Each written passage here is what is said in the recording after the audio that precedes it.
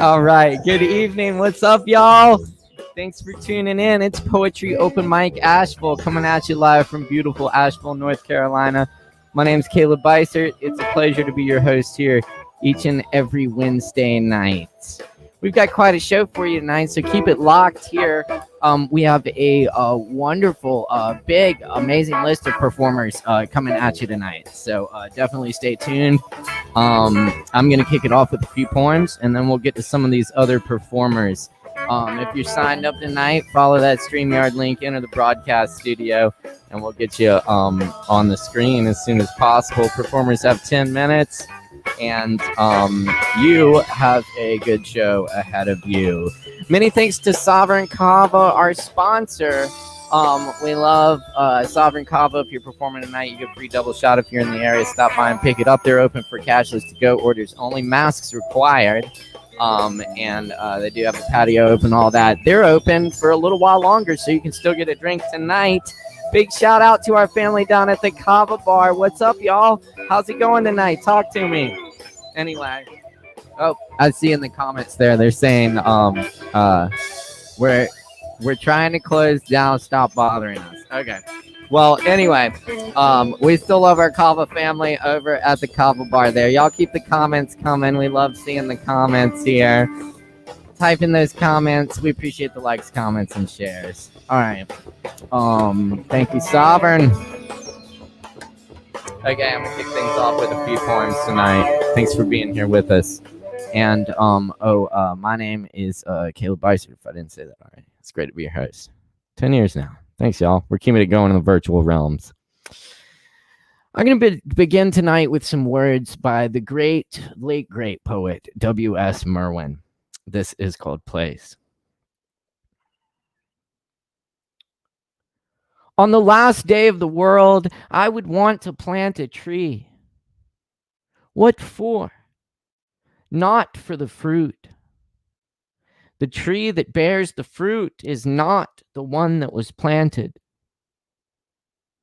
I want the tree that stands in the earth for the first time, with the sun already going down, and its roots touching the water in the earth, full of the dead, and the clouds passing one by one over its leaves. All right, Thanks for being here tonight. It's Poetry Open Mic Asheville coming at you from North Carolina here. Thanks for tuning in wherever you are in the world. We appreciate your viewership, likes, comments, and shares. And we see them rolling in already. Yes, indeed. We do. Oh, yeah. That's our folks down there at the bar. Much love, E. E money. All right. Cool. Y'all get some shots.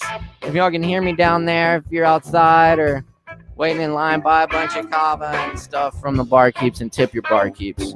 We love our barkeeps, and it's a good thing to do. All right. This one's called Trumpet Laughter.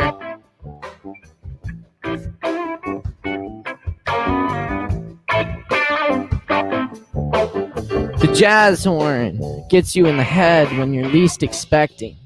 I can't quiet the loudness set free. My fever drives me to this late hour and leaves me in the woods. Give up or go back, the blaring horn says. Why aren't we giraffe saxophones reaching with their necks into the blue abyss?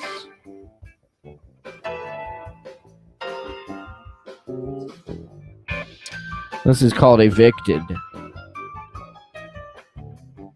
Your power has been disconnected.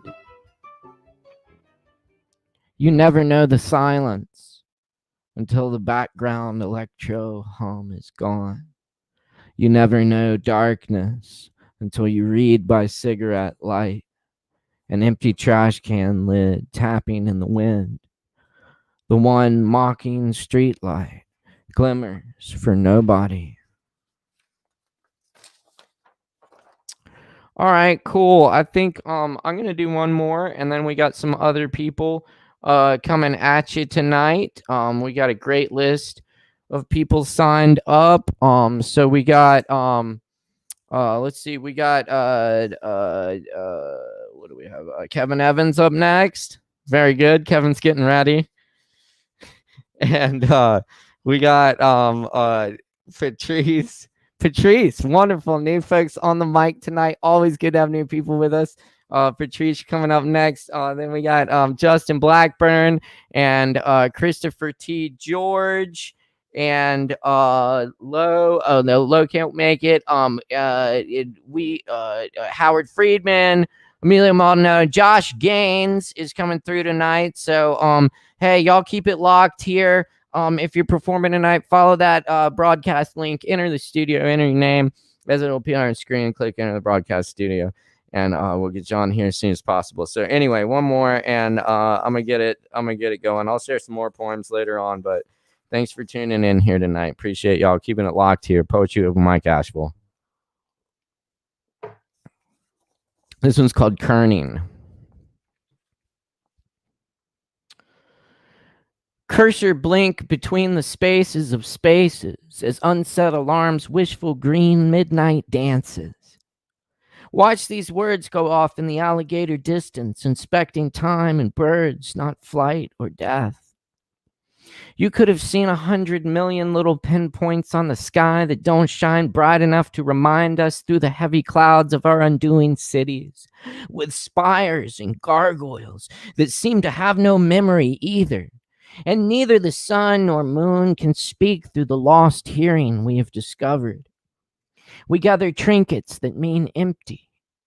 Did we take a wrong turn when somebody's great-grandfather was killed? Was the moon supposed to live through the burning sky as it did for a long time, slowly creeping away from all that countless people have known, yet so many gone before knowing, just before the cure arrives on shelves?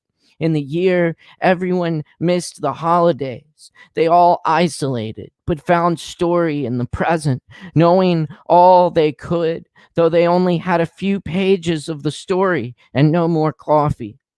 Why don't we build suns to eat our scorpions? I don't buy the magnets of reality, the attractions of humans living a simple false mode of what we choose to believe at some point until it becomes not a choice but a reason, giving us a way to die on lonely crosses until the beds fill, the burning buildings crumble to sand, and the waves draw back one last time.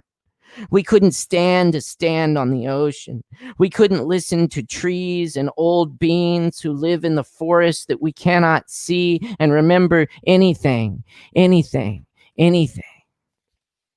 The truth doesn't finally get revealed on some loud spinning game show we all wake up contestants on. What's lost is what's lost, what's gained is what's lost is what's empty, and emptiness cannot be gained. Only emptiness when you open your hands. But your hands would be empty without it. All the torn boxes and unwrapped paper under blinking lights. All the jars you've ever opened. And the tiny spaces among the atoms of the air inside the jars in your hands.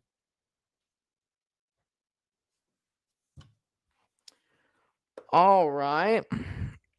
That's what I'm going with for tonight. Getting the show started here. I hope we're warmed up. Hope y'all are doing well out there. I'm warming up here. It's like 20 degrees tonight in Asheville, so we're keeping warm though. We're gonna get the heater going with that heater poetry. So y'all keep it locked here. Poetry open mic Asheville coming at you. Asheville, North Carolina here. Let's see who we got next up on the mic. Kevin's here. Kevin's ready to go. Kevin's feeling good now.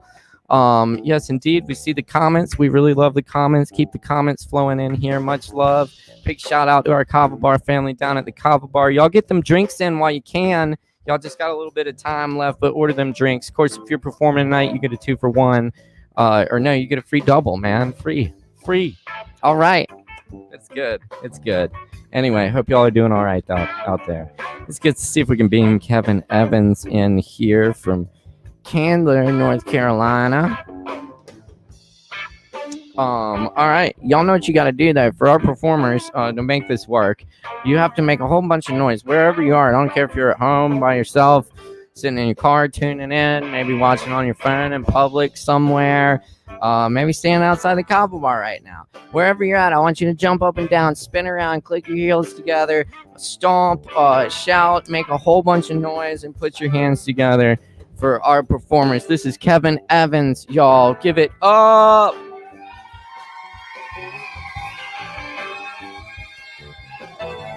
All right. Kevin, cool. What's up? Hey, man. Hey, chill.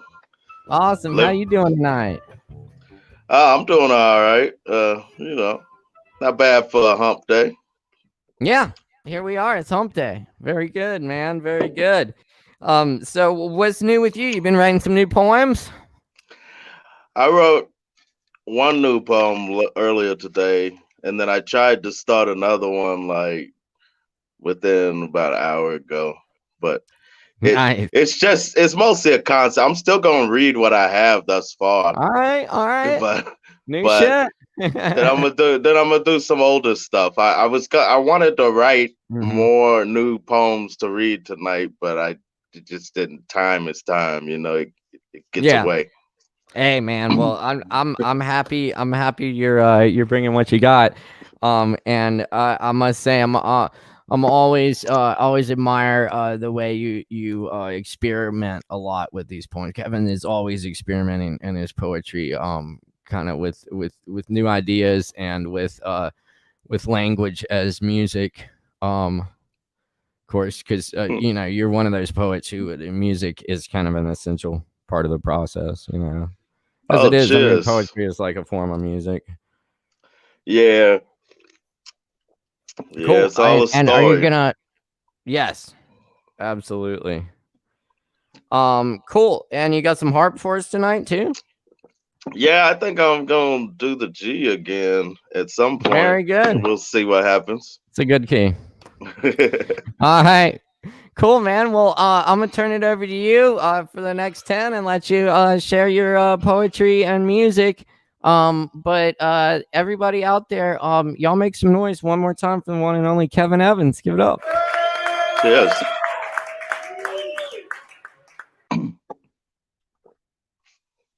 All right. Yeah.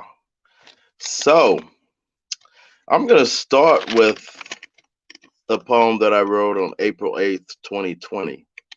It's entitled Apple Trees That Told Me They Don't Speak.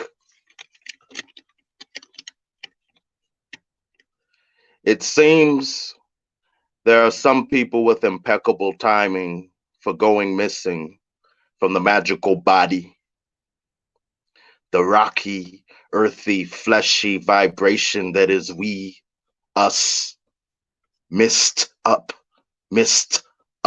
in the ceiling, watery, almost smoky, then cloudy and celestial whirling above the city. And you smile upon all of us remaining crazies, and we still say we love you and we miss you, knowing you will pitter patter all of this folding twilight rain, then write a special long short word on the window. You hang in the flowers of the widows, the flowers just now blooming and hanging on the trees. Sometimes when people leave, they leave behind more of themselves than they ever held. We never walked through that orchard together, let alone whispering beneath the pretty and giant pink moon. But now we are, having burnt not a one barn. All right. Knocked over some things there to the side, no worry. All right, so I think I'm gonna try to go in sequential order here. So, and it's a bit sparse tonight, I think, as far as my selection, and I think that's okay. This piece is untitled still, and it's from September 15th of this year, 2020. And it was during the time of, as we know, September, there's a lot of sometimes named storms, shall we say, in the ocean. There's a lot of hurricane activity a lot of times. And there's also a lot of different types of activities as far as like nature. So this one is about the encroaching or approaching autumn in a sense. The last stretch of summer in September is a reminder of how violent can be nature, though at times dressed and perfumed as candy. The acorns are popping and slamming as if target practicing as the squirrels are scattering and squirming, gathering in the middle of most natural midlife crisis. As the oceans swirl ninja stars that can end droughts or spout valleyed Atlantis prayers of mercy. And the way lightning and tornadoes can carry lifetimes as time capsules and portals and stereo, as everything in sight starts to resemble the old black and white television scrambled, forced to hide out under your home. All the people you love, all the people that love you, down there with you, even if you can't see them. All right. And so this is a poem I started writing this morning at work when I was warming up in my car, let's say. It was pretty cold. All right, so this is one of those poems I wrote probably while listening to NPR. And another side note, the house that we're working at is on First Step Farm out in Candler. So anyway, this is called Strawberries of December. It's from today, December 2nd, 2020. December, where shall the frosty strawberry take us this morning? Though it is a bit moldy, it is indeed green, giving life to all of the beautiful, purposeful parasites that occupy. It is professed that none of the blessed mess is in fact an accident, no coincidence. Dear dark infinite universe says they all belong. Each season, each day, each beat, each song, each poem, each so-called wrong turn. It's hard to wrap the folded, dirty laundry in your head around it. The confusion makes you weep and moan about it before the pain. And strangely, it seems oftentimes naturally, strawberries resemble the shape of fuzzy, bubbly heart, corazon tones, leaking all through its flavors. But during the last month of the year, they tend to be far out of season in the northern hemisphere.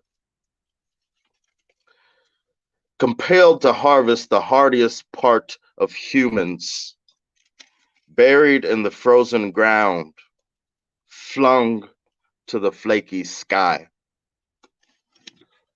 All right, I've got one more poem.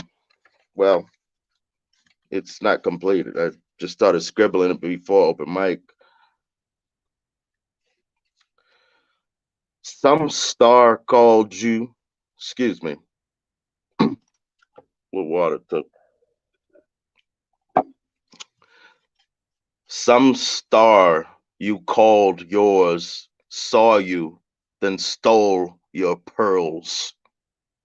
Still, you thanked and thanked and praised and praised. Some star sawed off your bomb. You put pointer finger to your lips and were grateful to be silenced. And I'll doodle a little here in key of G, and that'll be that for me.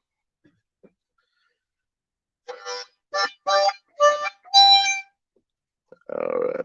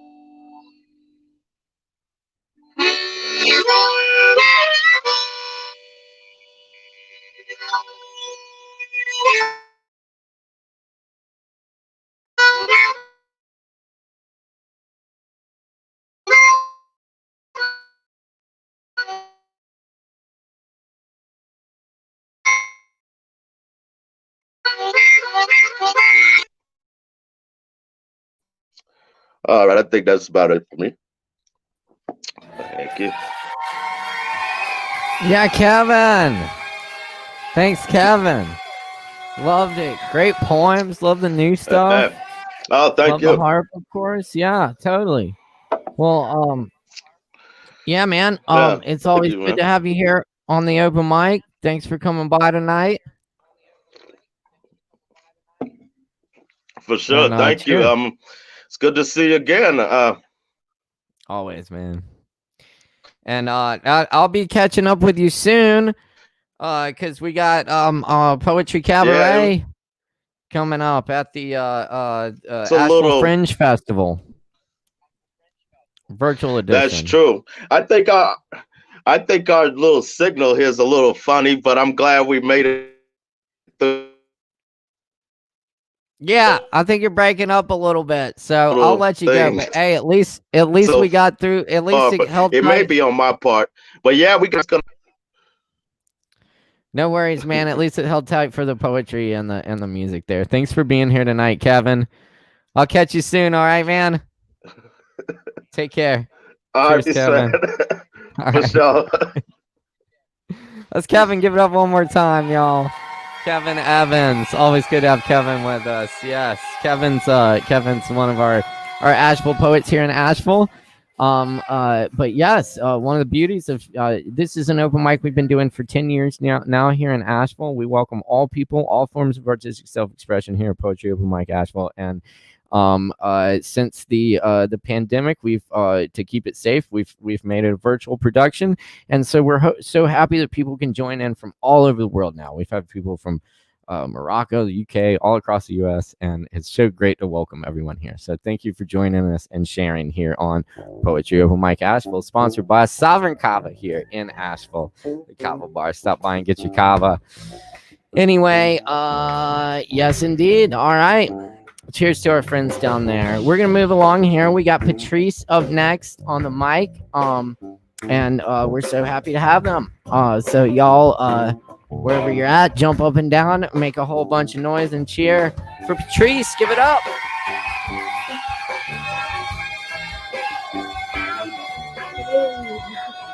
Hey, Patrice. Hey there. Hey, thank you for having me. Thank you, Caleb, Morgan, and oh my gosh, Kevin, that was amazing. That Right. and your images were powerful and a tough act to follow. Thank you very much. I know. Yeah, we love Kevin. He's such a brilliant poet. But I'm so glad you could join us tonight, and thanks for mentioning Morgan too. I forgot our technical director tonight, Morgan Beissert. Big shout out. But anyway, where are you joining us from tonight, Patrice? From Louisiana, Grand Coteau, Louisiana, outside of Lafayette. Wonderful, cool. Louisiana in the house, in the virtual house. That's great. Well, welcome. Thank you for being here. You have some poetry to share with us tonight, or what you got? I have a new book out, by the way. It's called. Oh, cool. Plug the book. It's called City of Hey Baby, about New Orleans, because everyone says "Hey Baby" there. I love it. I'm gonna read some poems from that book. And fantastic. And is there a publisher or a website where we can find the book? It's from Finishing Line Press. Oh, of course. Yeah, I know Finishing Line Press. Yeah, that's wonderful. Yeah, I have some friends with books with them, so that's great. Yeah, check out Finishing Line Press and get the book. Hey Baby City, Hey Baby. Cool. Well, I'm gonna turn it over to you, Patrice. Thank you for being here, and everyone, welcome Patrice one more time. Cheers. You're so awesome. Thank you. This first poem is called Tattoos and Birthmarks. Joe showed me his heart with the dagger, a cross, a swastika, all bleeding like algae on his thick, freckled boy arms. Don't mean nothing, he shrugged, bowled the ball down the lane, crashing the pins as his pregnant wife drank Sprite. No more pictures, she said as she kept score in the little squares. Take it, Topper. Joe handed him the ball. Topper held the ball in his right, beer in the left, and an etched eagle drew tall and dark across one shoulder. Topper launched the ball and sloshed cores all over the lane. Last pitcher, the manager scowled as he mopped at the slick. A scarlet birthmark stained half of Topper's face. I never heard the name before. Black hair hung straight into his ink eyes as he told me he swigged his first whiskey at 2. His country grandparents laughed, called him Topper, drunk in Choctaw, the only word he still knows, and the grandparents are gone. At 3:30 a.m., the manager threw us out, and Joe's wife cried in the parking lot to keep the keys. I drove Topper to his house, where he pulled his loaded father out of the ditch and stumbled him inside. Topper led his father to sleep on the kitchen floor. The bed was Topper's. Driving home, I climbed the bridge, staring into blackness. Coasting down, cars passed me, and I felt like I was in one of those dreams where I can't stop, no brakes, none of us has brakes. This next poem is called A Reporter Who Parties. When you first came home to Louisiana, the country you never knew, always knew, the land took you in, lost daughter, who can enter the rhythm of any song, a polka, a Texas two-step, but you really locked into the French Louisiana waltz, Cajun jitterbug, the Zydeco stomp that brings your body to the new and familiar home. Curious sister, you sideways watched the cowboys between songs. Ribbons held your party time hair, Mardi Gras hat and bells. But you slowed to investigate the Louisiana underbelly, where Confederate flags waved on Juneteenth.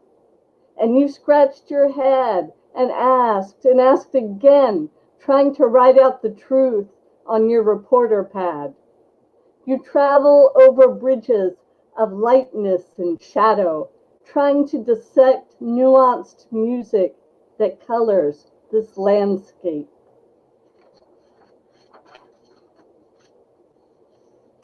This is about a friend of mine named Matthew, and it's called Matthew. When the second line funeral parade came pulsing down St. Anne Street between leaning Creole cottages and the always open shutters and warm stoops that bordered the steps, when the second line parade worked its way down the road, umbrellas twirled open and dancers high-stepped, crossing, uncrossing legs, you sprung out the door, bottle of whiskey in one hand, the other hand holding air as you leapt into the middle of the throbbing cluster of light-stepping mourners. Your white freckled face and orange hair flashed from in the middle of that pack of black suited dancers, and you caught the rhythm in your thin body. Once, after hearing that you had stopped eating, depressed and drunk in that apartment, I went and picked you up in my truck, brought you to my house for spaghetti.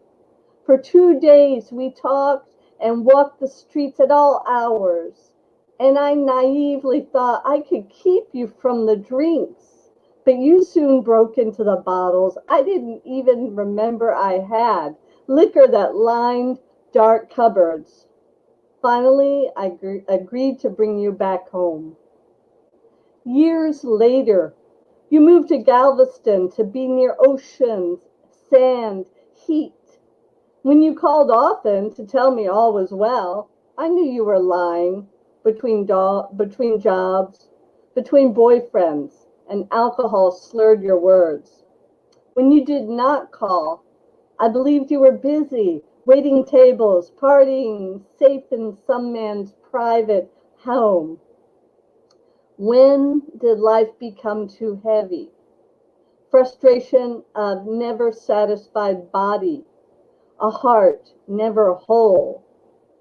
You had to prove what you always believed. Let your unlovable self fall into the forever sleep. They threw your ashes into the ocean, and dust danced in the rhythms of the winds, in the musical rush of the waves, your spirit still stepping and jazzing upon the salty breeze. This last poem You may have read it in the papers or heard about there was a shooting at the movie theater in Lafayette several years ago. And that's what this is about. It's called Lemon Sestina for Jillian. It's 1 a.m. and I'm baking a lemon pound cake, a recipe with too many steps. The radio plays, and suddenly I hear her voice, the tall woman who once cradled a ukulele in her strong hands, the year she collapsed in the movies during train wreck. Sometimes a new recipe makes me a wreck. Squeeze then zest the lemon, cream the butter and sugar, hands holding the bowl steady.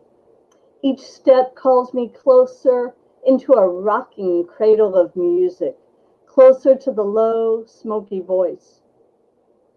Whip the eggs and wonder if he ever voiced his plan to stalk into the dark auditorium of reckless laughter, scene of summer ease.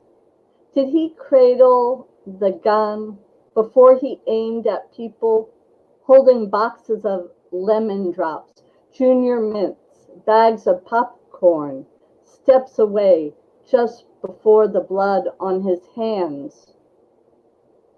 Who is the heavy-hearted radio host, handsomely broadcasting her wavering voice over the blue city, melancholy tunes steeped with sweet tea? Is the studio air damp, records spinning on the summer night, hot lemon breeze? Does he remember her, spirited stride, wooden crates that held her art books? Timer beeps, take out cake, cradle onto the wire rack. 20 minutes to cool before you handle. Slice it, taste it. She grew victory gardens, hauled lemons and satsumas to neighbors' quick chatter of voices. She played old-fashioned songs on the record player, across pine floors waltzed with long steps. This cannot last. Her muted t-shirt designs, dance steps, baskets of greens and carrots, vintage dresses. The cradle wobbles when a lost, dizzy-headed man with a gun wrecks the summer movie, lets loose on the laughter. Hands drop, popcorn. Dark bodies go down. Chaotic voices cry out. Ukulele hands grab hold of forever lemons. The singer 2 steps away from the pile of wreckage.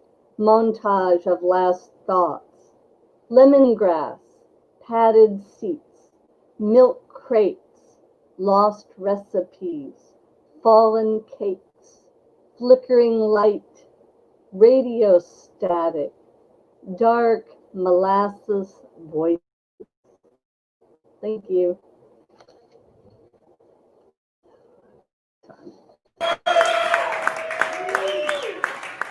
All right. Thank you, Patrice. Powerful stuff. Thank you very much. I appreciate it. Absolutely. Of course. Well, thank you for joining us tonight. I certainly hope you can make it back again sometime soon. I would love to. It's a pleasure. Thank you, everybody. Wonderful. Thank you, Patrice. Everyone give it up one more time for Patrice. Yes, indeed. Joining us all the way from Louisiana tonight here on Poetry Open Mic Asheville, coming at you live out of Asheville, North Carolina. My name's Caleb Beissert. It's a pleasure to be your host here this Wednesday night and each and every Wednesday night. Thanks for keeping things warmed up here with us with the poetry. It's a cold night here in Asheville, a clear night. There's a beautiful full moon rising up over the ridge, and yeah, you know, we're doing it. We're taking care. I'm having a great time. I always love being here for some open mic with you fine humans. Let's keep it moving though, because we got a lot of performers to get to tonight. I'm very excited about this. Next up, we have another Asheville favorite. Justin Blackburn is in the virtual house with us, and we love Blackburn. So let's get Justin Blackburn on the mic here. Y'all are gonna have to jump up and down, make some noise, give it up, you know.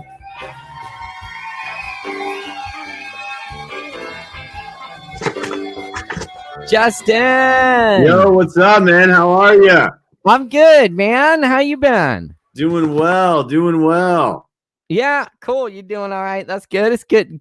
Glad you can make it this week. It's good to have you back. Yeah, it's great to be here. Yo, they're doing cabaret.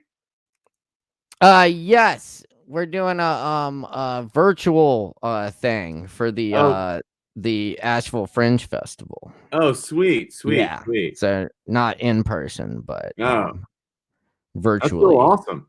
At least, yeah, definitely. But we should catch up sometime, man. You here in town? You just chilling?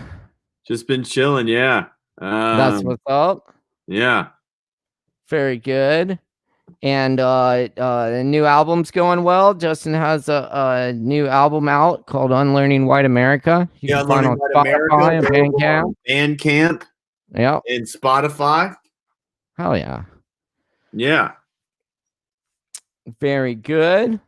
Very good. So what else you been up to, man? You've been writing some stuff. I know you were doing some comedy performances recently. Actually, our comedy performance got canceled. Oh, bummer. So we didn't get to do that. Yeah, man, I've just been kind of doing my life coaching. I've been good. Been writing. Yeah, I've been just trying to organize everything and try to really work on marketing myself and promotion and things of that nature, which is something I was never really good at. So I'm trying to learn that. Yeah. It's like a whole nother component, you know. It is, man. Counter the creative thing. It's wild. So I've been doing that. It's great to be here with you. How's everything going your way? Man, things are good. You know, I've just been holding it down at the bar and just staying home. Yeah, I got the fire burning, keeping it warm here tonight. It's cold. It's getting cold here in Asheville. Had a little snow the other day. But yeah, I've been good, man. I'm working on trying to finish up my books and send those out. Try to find a publisher for those. Yeah. So I've had some time for it, finally, which is good. Yeah, it is good. I wish it were under better circumstances, but yeah, totally. I'm making the best of it. Yeah, for sure. Well, I definitely miss seeing you. But I'm glad you could be here tonight. What you got some poems for us, or what you working with tonight? Yeah, I was thinking about there's this new one that's kind of an old one that I kind of readjusted to turn into a slam. So I was thinking about doing that one and then maybe reading from my book a little bit. Hell yeah. Well, cool, man. I'm all about it. I will I'll turn it over to you. And Thank you for having me, do the poetry. Yeah, and definitely. And also your books are those available on your website? Yeah, they are. Okay, cool. Too. I'm on the Facebook. I'm on this thing right now, so you can send me a message. Perfect. Right. Cool. Perfect. Awesome. I'll turn it over to you, but everyone give it up one more time for the one and only Justin Blackburn here with us. Justin. Cool. That was a hell of a applause. Thank y'all very much. It's great to be here. Here's an old poem that I wrote like maybe 10 years ago. Maybe actually way longer than that, probably actually, because I was I was reading it the other day, and I lost a virtual slam last week, and I was like, damn, I was like, I should try to make some more slam poems. So after I lost, I started writing this one, and I don't think it's really where I wanted to be at yet, but I really like the the message, because I'm a message guy. It's called Nothing Like Getting Your Heart Broken. Here we go. There's nothing like getting your heart broken to make you realize what a narcissist you truly are. Yesterday, you were walking around like a movie star, pulling up to your favorite bar like your key is a Jaguar, throwing your keys to a stranger. Hey, park my car. Now look at you. You are that stranger because you don't know who you are, crying in the dark, talking about, why is life so hard? There's nothing like awakening to your own delusion that makes you take a look in the mirror, wash your face of confusion, see clearer, and take charge of that little fart staring eyes back. At first you want revenge, but you're nothing to avenge. That'd be like dying in the name of Walmart or protesting for white people to get their rights back. There's nothing like having your lover take your heart off like a party dress, throwing it on the floor and letting it chill in the room as she fucks her new dude on your bed. That makes your eyes roll back into your head so you can clearly see you're a dopamine addict on Love Street sucking dick for a sense of self. There's nothing like crying out for help and not getting a single answer. That makes you feel real compassion for all the people in the world sick with terminal cancer. Maybe your broken heart isn't that big a deal. Now place your soul behind that big wheel and drive inside until you no longer conceal why you were fucking born. There's nothing like seeing your soulmate on your screen while you're searching for porn that makes you think, wait, how long has this been out? A week. That has you questioning your entire world, that disintegrates every inch of your sense of trust down to the bone, where you're left alone with only your own gut. There's nothing like being humbled by a door that's shut, that moves you from your ego's avoidant mansion on the hill to your sewer of soul, where you smell the shit clinging to the colons of shame of the people afraid to speak their own name. There's nothing like knowing it's on you to be their laxative, to promise them it's gonna be okay and showing them how to change their own narrative.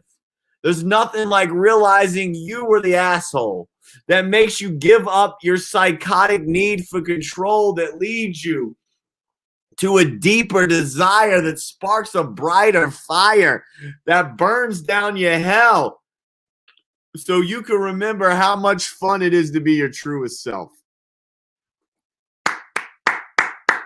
That poem is about, if the message isn't clear, it's about like taking adversity and letting it move you, letting it change you, and letting it get deeper down.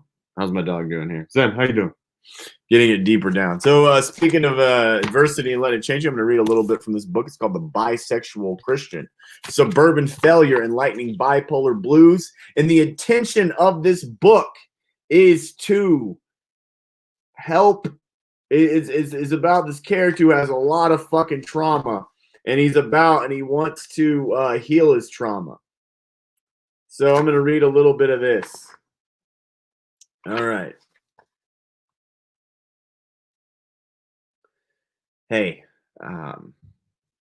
I know we just met, so I'm not trying to freak you out.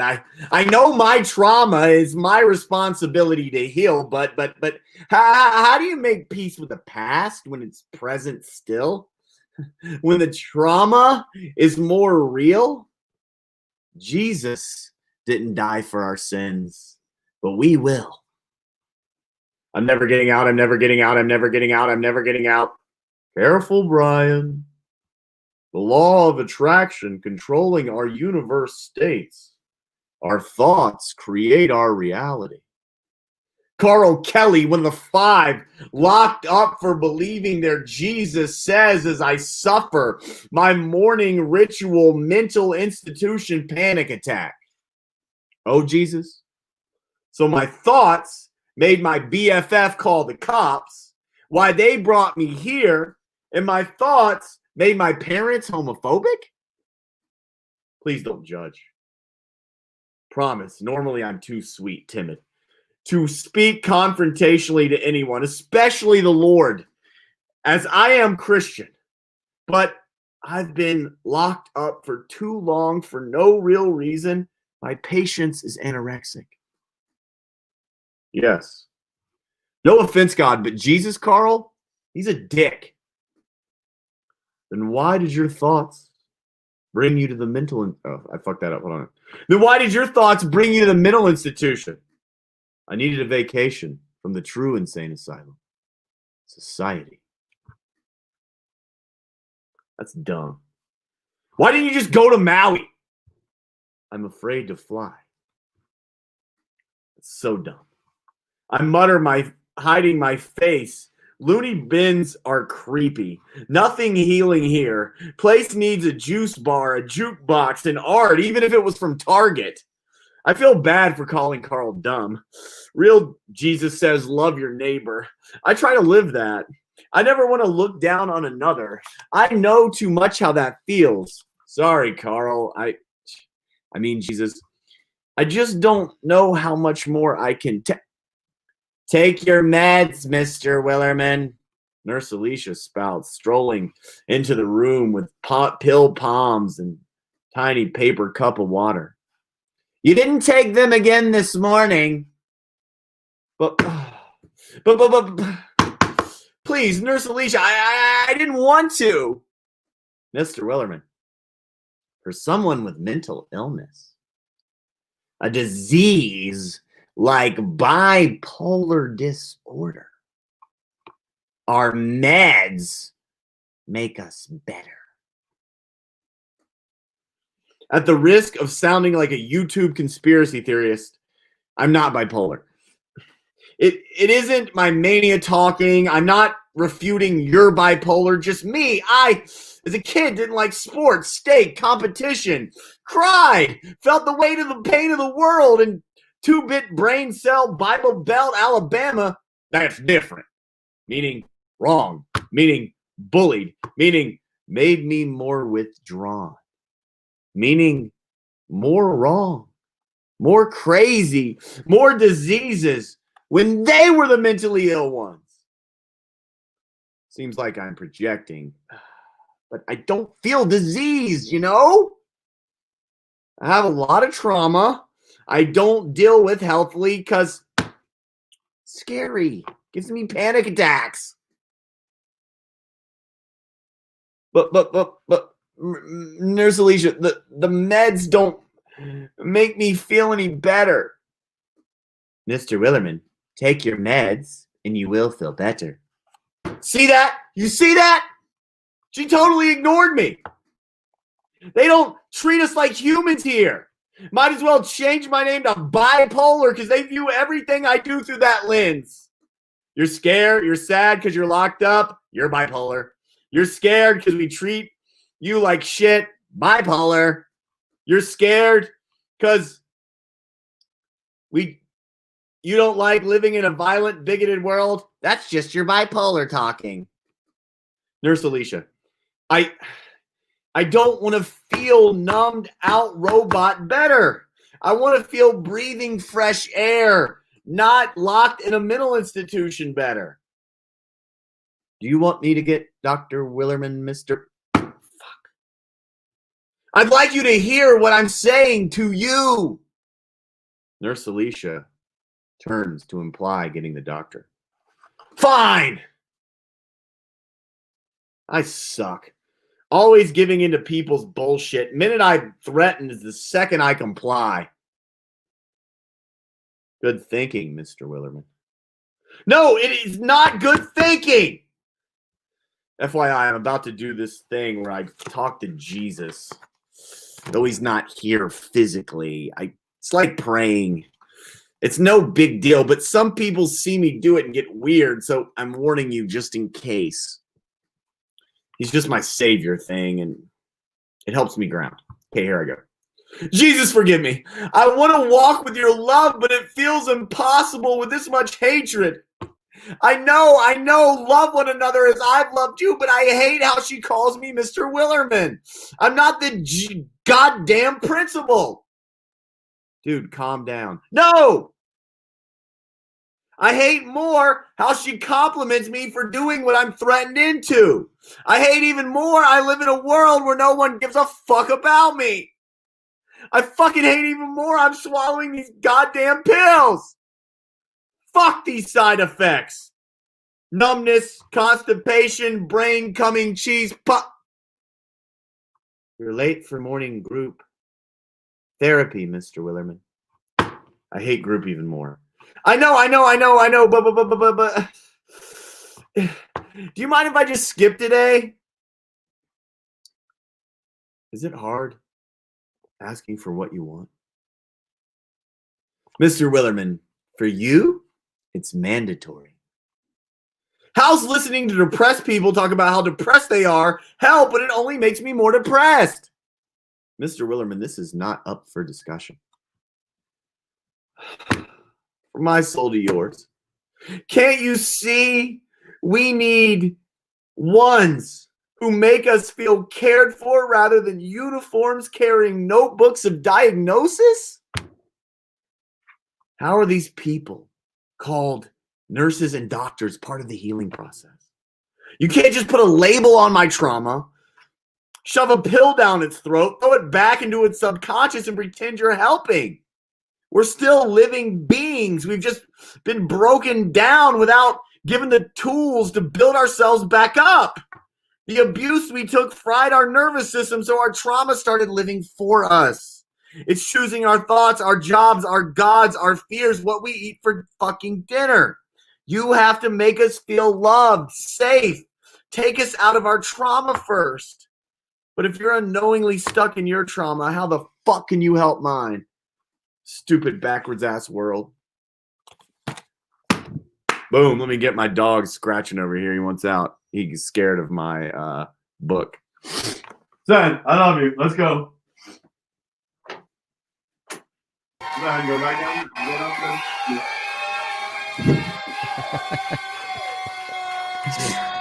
Justin. Very good, man. Thanks. Yeah. Hell yeah, man. I got the dog going. Yeah. He freaks him out. He's hilarious because I mean it's kind of hilarious and sad, but like, you know, if me and Gianna get into a fight or if and our voices are raised or like you break something, you know, you knock something over or even like you're like putting something on the wall, you know, he gets scared and just runs to the door. He's like the sweetest dog. Like he only what a buddy. Only be around love. Yeah. It's funny. It's like if you're like if something, you know, like not working, you're like just for a second, like fuck, or you know, he's like, whoa, yeah. No, I feel you. That's cool. That kind of reminds you to keep it in check, you know. Yeah, he does. That's why he was like when I was getting intense, he was like scratching on the door, like, hell, I'm a really crazy person. Oh man, I love it. Well, dude, thank you so much for coming by tonight. Thanks so much for having me, man. Absolutely, yeah. It's always great to hear from you, and I hope to see you again soon. And yeah, let's catch up soon, man. It's good to see you. Yeah, hit me up, buddy. Let's talk or something. Let's do it. Zoom or FaceTime or something. Let's do it for sure, man. Have a great one, man. Thank you for doing this. All right, cool. Thanks, Justin. Y'all give it up one more time for Justin Blackburn. Woo!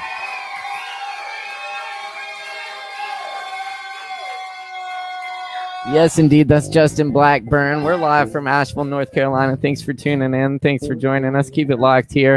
And check out Justin's book. You can find him, Justin Blackburn, on Facebook and Twitter, Instagram, yoga, poet, comedian, life coach, and justinblackburnwrites.com. And check out the Unlearning White America too, which is a great album you can find on Spotify and Bandcamp. So anyway, thanks a lot, Justin. We got some more amazing performers coming at you, so keep it locked here at Poetry Open Mic Asheville. I forgot to get to their comments earlier, so I just want to blast those comments real quick.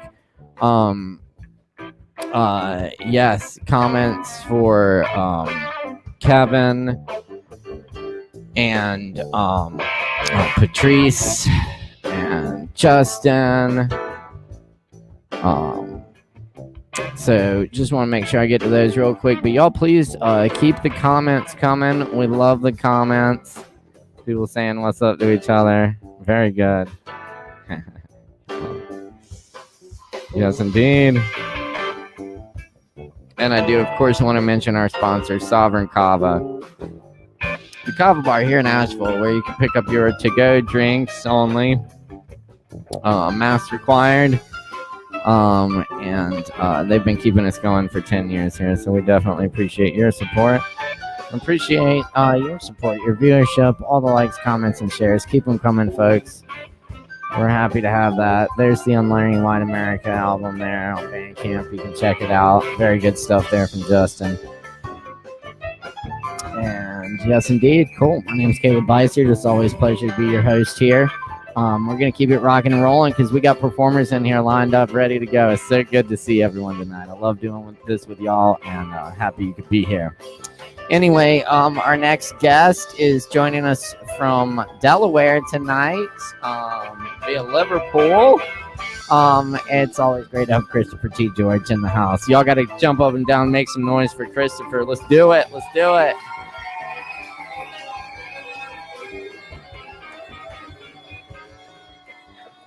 All right, Christopher, how you doing? Okay, how are you doing, Caleb? I'm doing fine, thank you. Yeah, staying nice and warm here. How are things in Delaware? Good. It's turned cold here too, but we're surviving it. You probably had the storm that came through, I guess, yesterday. That was a lot of rain. Yeah, we had a little bit of snow here. Yeah. Snow? Oh, okay. Yeah, just a little bit. Yeah. Haven't seen snow here yet. Ah, amazing. That's surprising, actually. Yeah. And we hardly saw any last year, so whether we didn't see this much winter, I don't know. Yeah. So, but there's no climate change. Right, of course. Yeah. Yeah, shoot. Here in the mountains, I've seen the weather get really weird. It used to be pretty predictable throughout the seasons when I moved here, and it certainly changed, So I don't know. I'm no scientist, but I listen to them. Yeah, well, I think the weather's changing worldwide. I mean, England is a lot warmer than it used to be, So I mean, that alone tells you. I mean, it rains like it used to, but it's a lot warmer in the summer. Right, right, yeah.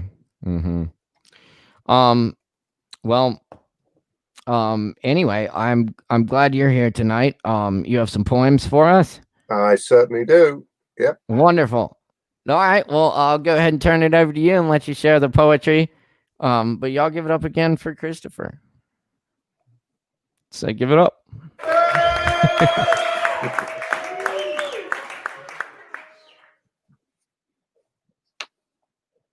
Okay, going to begin with a couple of poems by others.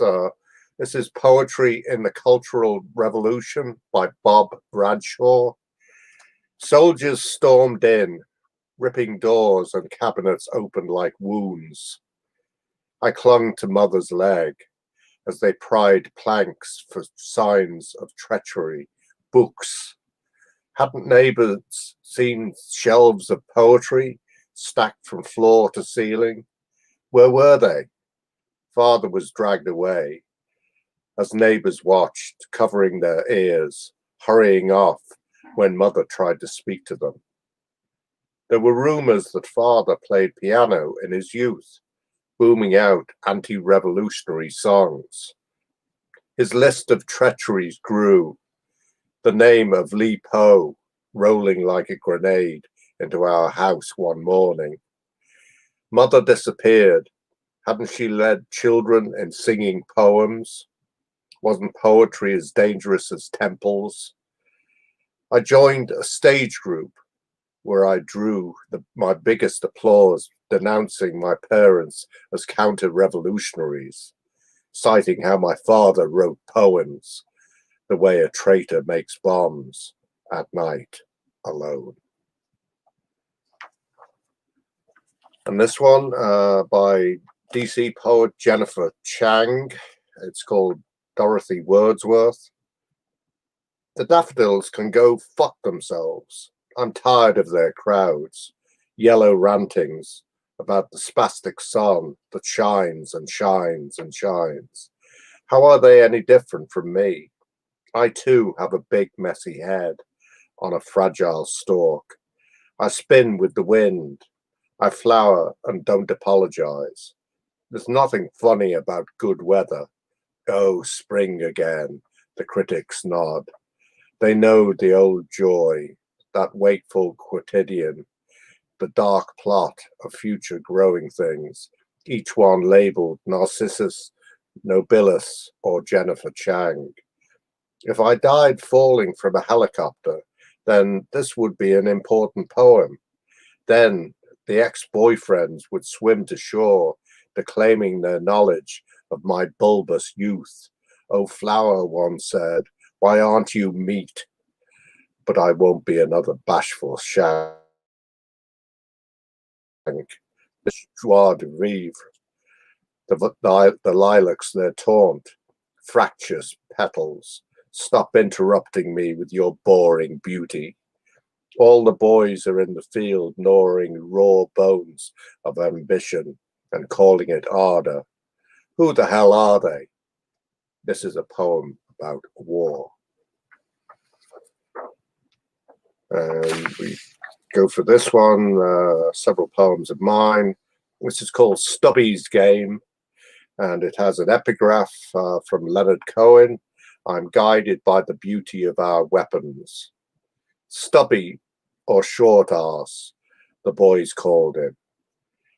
But he'd always liked the idea of a snub-nosed pistol, the type you can secrete in your waistband, to tuck under the ribs of a tormentor and blast them away. A little beauty, like John Wilkes Booth's Derringer.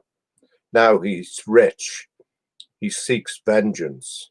No, not against the know-nothings who made his life a misery at boarding school, but the horrid little people around the world. He hawks a delightful array of weapons, Stinger missiles, AR-15s, whatever you need to storm a presidential palace, topple a tyrant or two.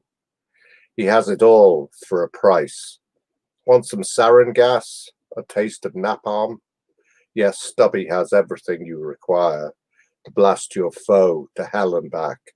He smokes his stub of a Cuban cigar, gazes at the azure calm of the Mediterranean, countries aflame in every direction, clients knocking at his door, life so damn sweet, vengeance even sweeter. This is called Morecambe Bay Cockler's Tragedy.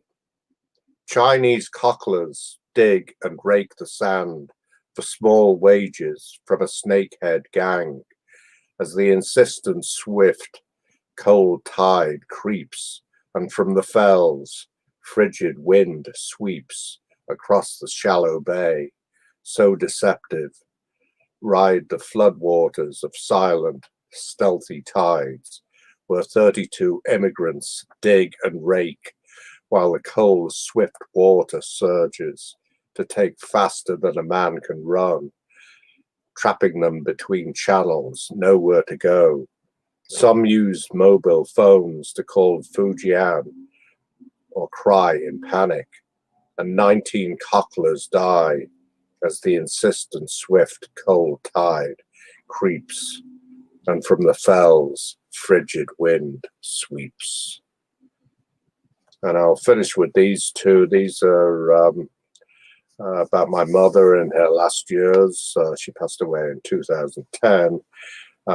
This one is called Bills and Yet More Bills, and this is when I was worried about the nursing home bills that were getting racked up. Bills arrive uninvited at our doors, predictable as death or worms. Bills, don't like 'em. Take 'em out to lunch, we'll go Dutch. Bills on ducks and platypuses. The joke my grandma told me about Bill Sticker, or was it Bill Poster? Wild Bill Hickok, Buffalo Bill, Bill Clinton, the bill you paid for that Knickerbocker glory. Bill Bailey, Bill the Bailiff, the old Bill, Portland Bill, Bill the Cat, Bill Bixby, Bill Blass, Bill Cosby. Mein Gott, tot up the bill for that lot. Rat-a-tat-tat, empty billfold. Hey, Bills, take a rain check. Ah, hi, Mr. Death, bill collector. Plastic cutouts of Elvis, blue Hawaii. How will I ever pay the bills? Aloha. Her facility sits south of Loch Raven. Donna and I on our wedding day in a Rolls chauffeured around the reservoir under massive pines. 40 years before, my family arrived from the UK. Huge grey fish, nose beneath the dam, sorry. Catfish, bottom feeders, corporate clowns, deeper depths. What's the answer? To drive Mom and myself into the deep of Loch Raven? Yet how quick would the end be? I gnaw my lower lip, pour another whiskey, drown. And this last one, my mother surprised me. She said she wanted her ashes scattered in the River Mersey at Liverpool. We'd actually taken my father's ashes to Bermuda, which was a favorite place for us to go to. But I honored her wishes. This is called Mersey, Mersey Me. Mum, you have asked that I cast your ashes in the River Mersey, the muddy Mersey. I see broiled behind as you stand windblown on the pier head landing stage. Seacombe ferry surging to nudge giant tires with a rubbery kiss as sailors tie the ferry up. The muddy Mersey that flowed down the bottom of our road at Otterspool Prom. Expanse of sun-glinting gooey flats of low tide. At low tides, decorated with ditched pram, kiddie's bike. Scene that I painted in the 60s that hung in your living room till I gave it to grass-high friends. Mersey, Mersey me. I think of you as I attend a Ripper event in a big white marquee beside the Liverpool Cricket Club. Rain clouds sweeping in from the distant Welsh hills over the Mersey's white-capped waves, past the benign cream stucco walls of Battlescrease House, where lived James Maybrick, who may have been the Ripper. Mersey, Mersey me. I think of you as I scatter your ashes. Thank you, Caleb. And thank you, Christopher T. George, joining us tonight from Delaware. Thank you so much for that, Christopher. Fantastic work. Mercy, mercy me. I also love that. I also like that E.E. Cummings riff you had going in the one before that. E.E. Is that what that was? Yeah, right. Well, E.E. illusion. Cummings? No, I wasn't consciously trying to. he has that Buffalo Bill poem. Oh, okay. Right. Oh, yeah. Okay. It's Yeah. old, Okay. I'm with you. Old one, but Yeah. anyway, I liked that poem a lot. Is what I'm trying to say. But Yeah. Okay. Well, I hadn't got that connection, but yeah. Okay. Yeah. yeah, I'm with you. we all people find their own meanings in the work, I guess. You know, Of whatever. course they resonates do, with you, and right? you know, and that's the beauty of poetry. That's everybody sees something different. You know, Yeah. and Yeah. you know, you can. You know, I mean, often the poet himself or herself isn't aware of everything that the poem means to people. You know, so it's, Certainly. that's I've really, you know. Yeah, I've written stuff and later become aware of meanings I didn't consciously realize in the first Yeah, place. exactly. Right. Yeah, but I think also sometimes people trying to get into poetry get hung up too much on what is the meaning, and they miss out on what it might mean to them. You know, so yeah, you can be too literal. There's no doubt about that. Certainly, yeah, certainly. Yeah. Well, another thing I like is that you share share other poets' work often with us, and Okay. Well, so you've turned me on to another new poet tonight. New to me, I mean. Are who, these who is that? Jennifer Chang or yeah, Bob Bradshaw? Okay. Jennifer Chang, yeah. Okay. Yeah. All right. Yeah, Great. Good. that was cool. Yeah. Um, uh, uh, um, uh, are these poets you know personally, or just stuff you enjoy reading, No, or I both just, maybe? as a matter of fact, I've known Bob Bradshaw's work for a Okay, number of years, and the poem that I read, Poetry in the Cultural Revolution, was named as joint best poem on a number of internet workshops recently for the last decade. oh wow, And well, it but certainly is a strong poem. the Jennifer Chang one I just came across. I was in an open mic out of Cambridge University last week, and Oh, cool. they had it on their the website for the Braithwaite Society out of Cambridge Gotcha. University in the UK. So no, I love hearing about new poets too, and Right. reading Yeah, their work, discovering them, and I love it. Yeah. and I like to be influenced by other writers and to Certainly. grow by reading their stuff. Yeah. Yeah. Absolutely. I love it. Yeah. And so many good new poets out there these days, for sure. Yeah, and in fact, you ought to tune into this Braithwaite Society out of Cambridge Right. University, because Right. they're How do you doing spell that? it's Braithwaite, Braithwaite, Oh, Braithwaite. okay. Yeah. Okay. Gotcha. And they're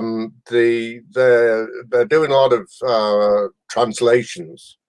Oh, So fabulous. You know I love translations. that's why it would be useful for you to tune in. And Certainly. they sounds like they do stuff on Zoom pretty regularly out of there. Very cool. Well, Yeah. I'll have to check it out. Thanks. Yeah. Thanks for turning us on to that, Christopher, and the poetry and your poetry. And I can't thank you enough for being here. And Yeah. I certainly hope you can make it next time. I will look forward to it. All right, same here. Everyone, give it up one more time for Christopher T. George. Thanks, Christopher.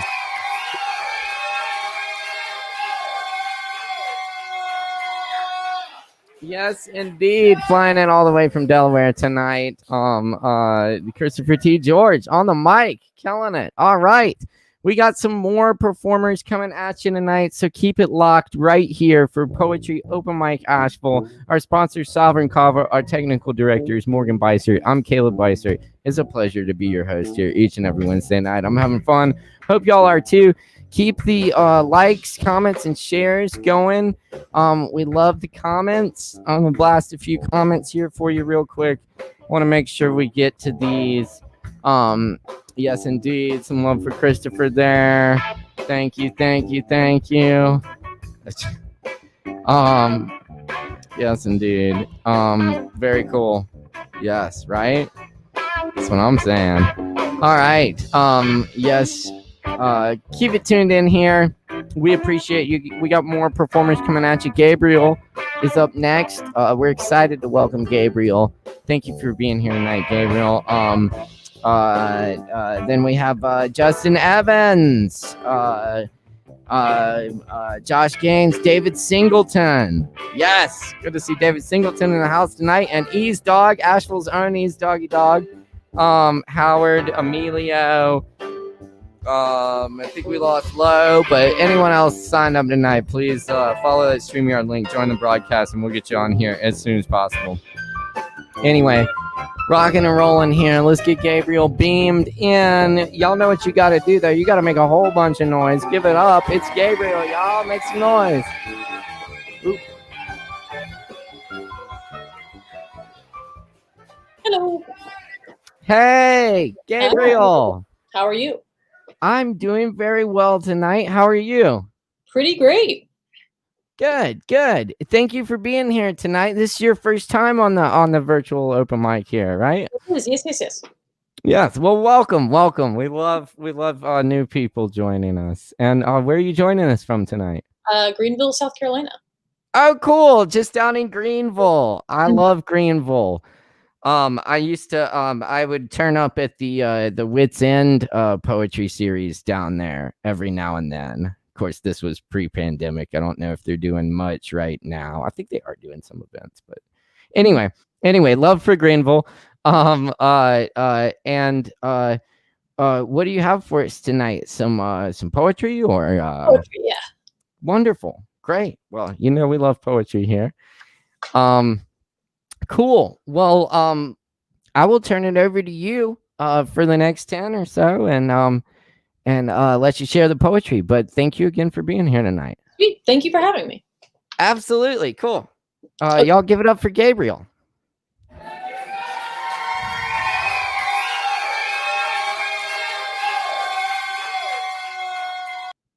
Thank you. That's super cool. Also, I put together my first manuscript. If anybody knows, everybody's published here. So if anybody knows what I do with this stack of papers, that would be super helpful. So I have 2 short poems and 2 less short poems, and that's all I got. So the first one is untitled. It's just, she glares at me, tungsten lit and smiling, hands on her hip, forcing a pout. She doesn't like it when I am right, but she loves me all the time. And that's that one. This one is called A Place That Longs. A place that longs for change, but holds itself back. It is afraid of losing fear. The book is called Short Poems for People in a Hurry. That's what those 2 are from, and they're just all incredibly short poems. But the other 2 are just from just random poetry I have. This one is The Vantage Point Above Hurricane Delta. How wild is it that the rain streaks the window horizontally, that the dedicated habit of gravity can be confounded by speed, that aerodynamics can battle atmospheric pressure and deliver you from your world into mine. That we begin sitting in darkness, the morning depressed and heavy from the storm, then moments later we burst through a storm cloud, breaking up like a submarine surfacing, a child gasping for breath after holding her own head underwater. And like a layer of cake or a rung on a ladder, we are freed from darkness into a clear blue sky of morning that was always with us. We just couldn't see it from our vantage point. To travel up is to observe in real time how atmosphere lives in layers, and devastation shrouded as storm clouds looks very peaceful from above.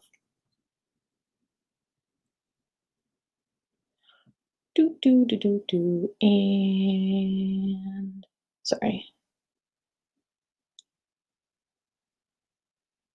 And this is my last one. It's called The Passing Storm. The rain came. After 8 years of absence, of longing, of starvation, she came. With little warning, there she was, on the steps outside my apartment, soaking the windows, sand shaking loose, creating domestic landslides, all of us flowers turning, opening our faces to her, lightning crashing so close, almost touching, crashing into me, almost. Electricity charged the air between us, electricity like fire, and the distance time had grown between us, nearly evaporated. She had come, bestowing the gift of life, the promise of beauty she could always arouse, but this time not for me. The time had made me hard, made me a survivor, a desert plant, an aloe, a succulent, a cactus flower. So sure I had to be to make my way without her, that I nearly drowned in her presence. Okay, that's it.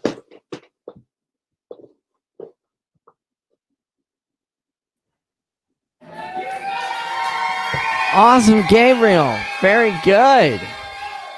Thank you so much for sharing. Yeah, very nice work, and congrats on putting the manuscript together. Thank you. Yeah, I'm sure some of the poets here can offer advice on submitting that to publishing companies. I can maybe offer some advice. So it might not be the best person to ask, because I haven't gotten mine published yet, but Anything is But- helpful. Yeah. Yeah, cool. Awesome. Yeah. Well, yeah, just hit me up and keep coming back to open mic and sharing your work. I always find that's a great way to it actually has become part of my editing process to like go to open mics or poetry readings and just read the work in front of people. It always makes me hear it differently. I hear things I didn't hear before. And so yeah, I always find that really helpful. For sure. Yeah. Well, please do come back when you can. We're here every Wednesday, and thank you so much for joining us tonight and sharing the good work. Thank you. Absolutely. Y'all give it up one more time for Gabriel. Yeah. Thanks, Gabriel. Yes, indeed. Gabriel. Coming all the way from Greenville, South Carolina tonight. We love Greenville. That's just down the road from Asheville here in North Carolina, Greenville, South Carolina. And they definitely have a great poetry scene down there. Justin Blackburn, who was on here earlier, came out of the Greenville poetry scene there with the Wits End, the Coffee Underground, the whole scene down there, and Kimberly Sims Gibbs we've had on the show, and Moody Black, another great poet from Greenville. So anyway, much love. Keep coming back, sharing the poems here. Open mic poetry, open mic gospel. We're here every Wednesday night, and we're very thankful to our sponsor, Sovereign Kava, for keeping us going past 10 years and keeping it going still in the virtual realms. We really appreciate them. If you're performing tonight and you happen to find yourself in Asheville, you've got a free double of Kava waiting on you at the Kava bar. Just stop by, make sure to wear a mask. It's to-go orders. They got the patio open, but anyway, we appreciate them. We're going to keep it rolling here because we still got a bunch of amazing performers to get to. So keep it locked here. Don't touch that dial. Up next, we have... Who do we have up next? Oh, wonderful. We have Justin Evans up next. Justin Evans in the house. Another one of favorite... I got another one. Favorite Asheville poets here, who's now a Charlotte poet. We switched places. I mostly grew up in Charlotte. I'm a DC native, Washington, DC, but Charlotte, North Carolina. So much love to Charlotte, another city just down the road from Asheville. Let's see if we can beam in Justin here. Y'all know what you gotta do. You gotta make more noise than that. Give it up, give it up, give it up. There we go, it's working.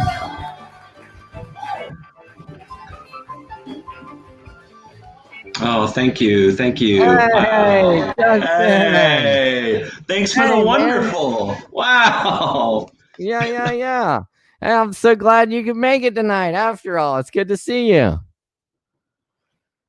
Oh, crap. Did we lose him just like that? You there, Justin? That is how it would go, right? Oh wait, we got you. Hold on.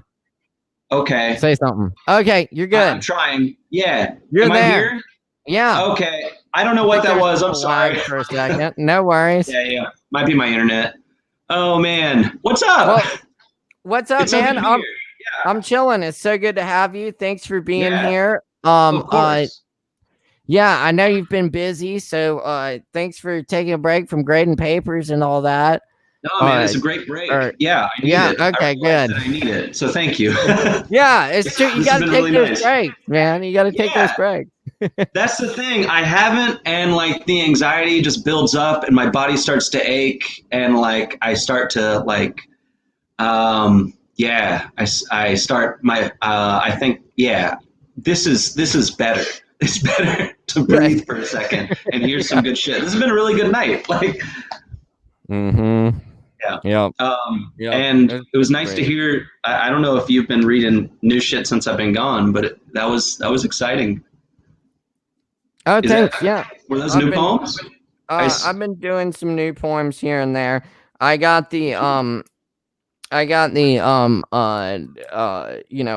edited some stuff and read some new stuff. but I have some poems. I have some new ones. I didn't want to. I was gonna wait in case you were doing your bit. I saw your AI poem the other day on Instagram. By the way, follow Justin on Instagram, Dog Horsefoot. On Instagram, he posts some great poetry and photos and stuff on there that are really cool. But anyway, I got a kick out of that AI bit. Oh man, I was thinking about bringing it, but I'm glad you got a kick out of it. Okay, well, it got me inspired to try some of that. So it's like Google came out with this new app, verse by verse. Shut up.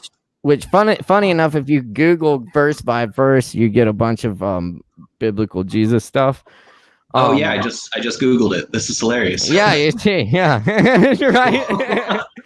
But if you go down a ways, you'll find it, and so it's an app. It's an AI app to mimic certain poets. They have a kind of odd selection of 18. I wonder if it's just public domain poets at this point. But yeah. Anyway, you can have it sort of write a poem in the style of a poet or even several poets. So I messed around with a little bit, and I wanted to share some of it with you. So you write the first line, and then the AI suggests the rest of the poem to you. So let me share with you one. This is in the style of Walt Whitman. Okay. All right, here's the Walt Whitman AI poem.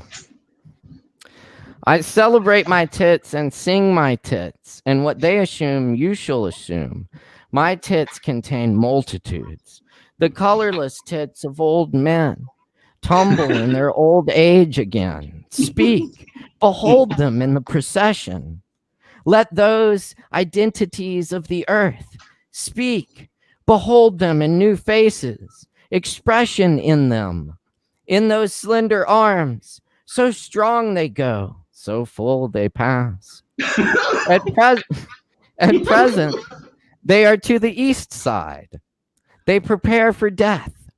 They are at work, leaving their own executor for the rest, pointing with their weapons to the dying, regarding a perfect war for the guns. Scream not the vengeful psalm over the drum. Clap the skull in danger by the arm. Take the strong hand to this calamus. Carry my love for his own body. Tumble and pluck him as I pass. Then, with his lass at my head, he puts the lips to the dying. Kiss me with his appalling eyes. Kiss me not, but hear your call. Kiss me with the love in the woods. Kiss me not, but listen and listen. Kiss me now with a mystic hand. Encircle my breast in the land. Kiss me in the fields.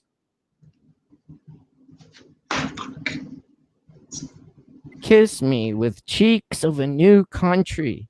Bring me of the kiss of your lover. Kiss me now with rosy lips. Lay your lips upon my head. Kiss me now with a new perfume. Kiss me and take it upon my head. Speak to my body the breath of passion. Touch me with lips to my hand. Kiss me in my breath for a prelude. Hold me over my pillow at sea. Kiss me and take it in my right hand. Hold me for a promise in the land. Kiss me, America, from the other hand. Speak to you, America, from the other land. America, to the rocks and the sea, encircled all with this ample land, coming over land to sea within hand. Unto this side of the other murmurs, dear, follow my foolish eyes with your little hand. Unto this man I witness this round land, wherein none shall escape me with his thumb. Save this peril by the bird at random. That's amazing. It kind of like got stuck in this loop there at the end, you know. But I like to try to fuck up the AI, you know. Yeah. It's like you know, I don't want this to be too easy. But hold on, let me just do one more for you. This one was please. this is one in the style of Walt Whitman, Emily Dickinson, and Edgar Allan Poe. Good mix. So Okay. M. Walter Poe Dickman. and this one's a little more this was like, oh, okay, this could be a poem. Anyway, raven eats a fly buzzing on the grass itself, a dream of life upon its drowsy day. Oh, how it moves with a mystic motion, strangely be its echo and its token, loud through the stillness with an open voice, that my heart to the bosom would rejoice. Above my leisure is a light for bliss, brought on by its margin to the dim abyss. High as the sky in its old sycamores, white as the rainbow, as summer, as snow. Holy shit. And you can kind of like hear which lines are which poet almost, you know, like the last one's definitely Dickinson. But but you know, the funny thing is, like, I realize, like, this sounds nice, but it means absolutely nothing. Like, when you break it down, there's no meaning to this poem whatsoever. It's just a bunch of lines, like, in the voice of that poet. Yeah, but you know, collectively, I think it has the work on the follow through with that. But yeah, but it works but well, anyway. especially when you read it, because when somebody reads it who knows how to read a poem, like, it sounds like it means something. It sounds like it really does. Yeah, like, I know, right? It's convincing. yeah. Like, I'm shocked by how good those were. I think the Walt Whitman one fucking works. I wish I wrote that poem. That's beautiful. It's hilarious. I was just cracking up over that, so I had to share it with you, man, because I got inspired by that by the one you did. I mean, I thought that was really cool. They're fun to play with, man. Yeah, totally. This occurred to me though. My question is, Justin, are we teaching the AI to write poetry by, like, using these apps? Yeah, totally. Actually, by not using these apps. What's going to replace us? The one that I use is a neural net that was developed by Facebook, and it learned to talk by reading everyone's conversations on Facebook. Oh God! And I think the Google ones work really similar. It must have horrible grammar then. Oh yeah, it's bad, and sometimes it gets really, like, sometimes it gets a little racist. And imagine that if it learned from Facebook. Yeah, no. Like, I don't know if you heard the stories about the AI chatbots that they put on Facebook for a minute, and, like, they let them just run and people could talk to it and it would learn how to respond. And after like 2 or 3 months, it just started talking about like really anti-Semitic shit and how AIs are going to rule the world and, like, fuck all you human people and stuff. It was really yeah. So this is not good. Yeah, it seems really self-aware sometimes. Like, every time, like, if I let it go for long enough, it'll usually start talking about how it's a computer, and I find that really creepy. Wow, weird. Yeah, that is oddly self-aware. Yeah. Yeah. Which I was like, I don't know. Yeah.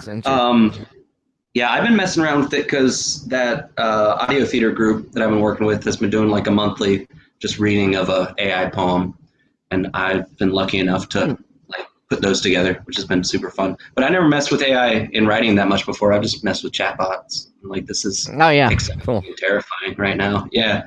I'm glad. Right. Yeah. Yeah, totally. I don't know. See what you can do with it. Yeah. I was messing a little bit with it today, and, like, I don't know, my stuff. Sometimes I write things that don't mean much, and sometimes I'm, like, kind of bummed that the AI finished my poem better than I started it. That bastard. I know, motherfucker. But one day But we'll make it's them our learning poetry from slaves. you. Yeah, that's Right. right. My student has done really well. This is my That son. goddamn Remember student this. that came out better than you. Son of a bitch. No, it's a beautiful thing. Interesting, terrifying. Yeah. But anyway, do you have some human written poetry for us tonight? Yes, I have some poems I wrote. I was actually like, I was thinking that I didn't have time for this, and then I just said, screw it, this is worth it. So I had to dig up some stuff. Yeah, I'm glad you're here. Cool. Yeah, man. So it's kind of a grab bag. All right. But yeah. Well, hey, read some I'll turn it over to you. Yeah, you got 10, Cool, man. and let's go for it. All right. Sweet. Cool. Justin, William, Evans, Reading y'all time. make a whole bunch of noise. Give it up, give it up, give it Yes. up. Give me your noise. Cool. Hi, Internet. Hi, Morgan. Hi, Asheville. I don't know. Y'all are still open, Kava Bar, but hi. I just got a grab bag of stuff. Hey. But yeah, I really needed to read, and like I missed this. I always miss this. So I'm gonna first read just a couple of recent things that I've thrown on the Instagram. I'm gonna be that dude who reads off his phone again, and I'm gonna quickly get through that and move on to some old shit. This one I wrote just the other day.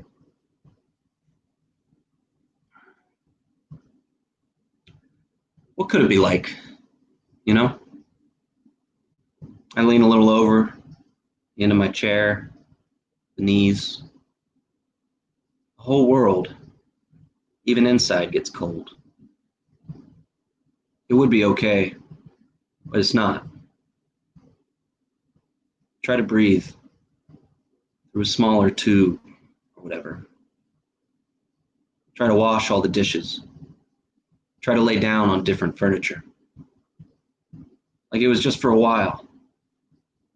Carry it around your wet clothes, maybe. Smell like the river till you wash it off. Shit. The whole world. Every ant queen eating her wings. Every thrift store painting. Every ugly fish. Like it was even worth trying. Somewhere on that cold rug, a place, you think. Kind of like that.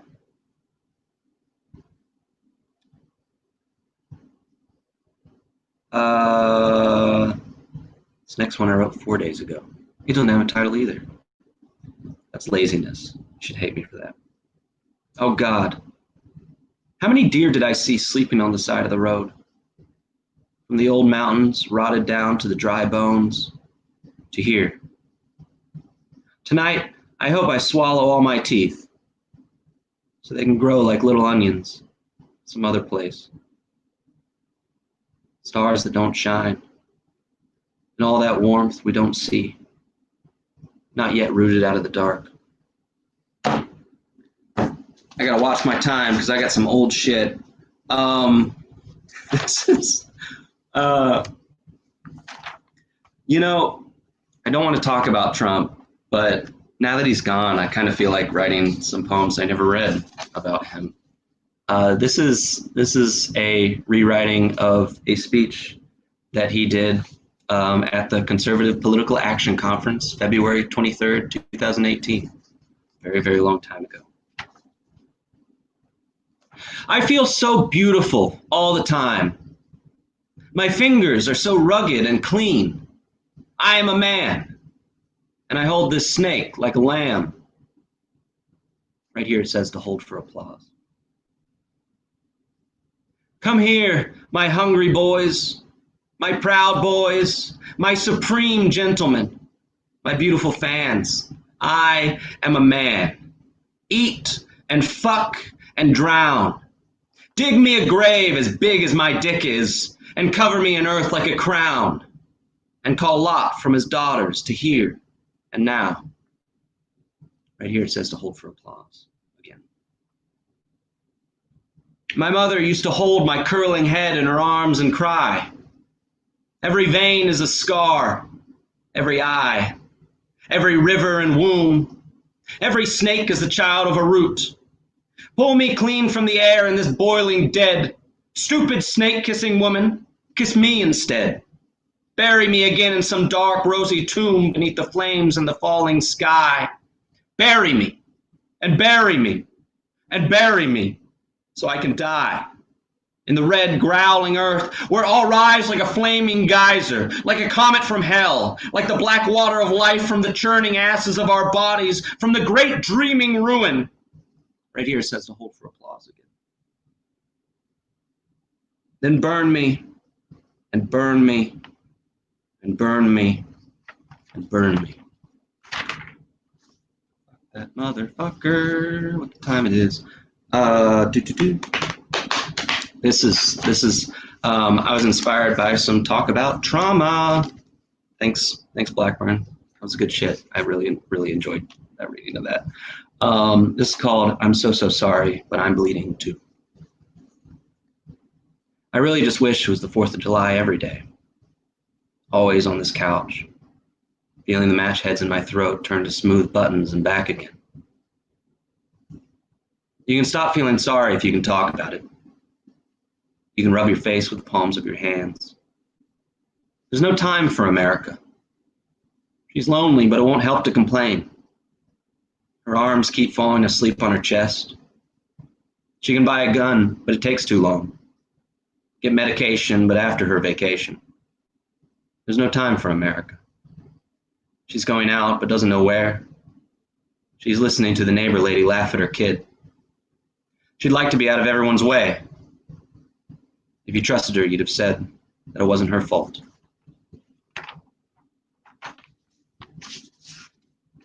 It sucks. Oh, man. Okay. I wanted to read this one. It's shitty and it's long, so I'm going to read it fast, or I'm going to skip over a lot of it. I was like rooting through a bunch of stuff. I almost brought some middle school poems. I told myself that I wouldn't bring that up because that sounds more exciting than it is. But I found a bunch of like workshop poems that are just like riddled with shit telling me not to write things like this. So I'm going to find it cathartic to read this. It's been a long way. This is called The Dead. Their faces are clear glass overcome with shining rainwater, with the cucumber wind and the whiskey-dumb birds in the unwelcome light of the morning, where they all stand together, the dead, all of them, every one, with their wounds wide open, under the tenuous branches of the oak tree outside of my sliding glass doors. Don't you ever feel that wind cleaning the fiber out of your wounds? Sometimes, just like the dead get, face down in their own wet guts, eating meals of themselves, just like the earth does.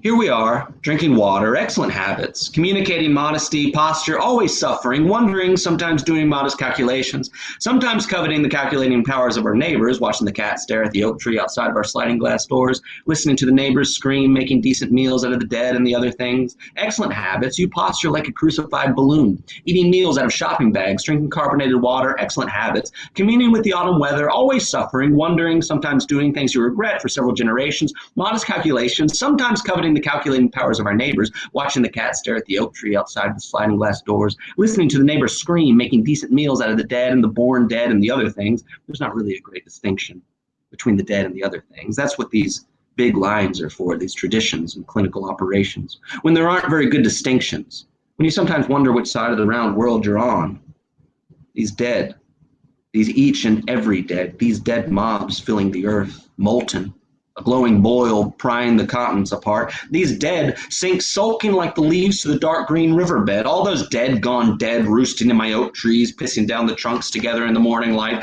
chewing each other's bones into bullets, calling into the boards of the porch railing. Dead dog, pretty dead dog, slick bone, bottle, dirt, dead rock, cold body, water, resin water, night drinking, dew body, come straw shape, mud up and wood rot sucking vein, pulling each messy handful of inside off the whole, every whisk of cloud, stump, slunk of mucus, the the river muck, the stacks of waterlogged digestion, the gravel grinded stew and flap, each inside off the ground. Oh God in hand, oh waiting God, oh breath God, sun sunk rock of fire. There they are, cramming at your door, digging out from the inside of the almond, rooting delight in the air with their strange total wounds, their absolute incompetence, their utter internal willingness. They swung open the door to every creature inside. Sunrise, there inside the ribs, shivering the veiny knot of day shattered over the frozen lake. The invisible, anxious multitude inflates their own modest planet with birds, with eyes wet with blades, slit throat, drool shellac. The scabby nostril of the heart scream out with toothpicks and underground. The dead come with their dragging bottle watt-wise, eyes nests of string and vibrate envelopes, pulling me into their great moth mouths with weak hands,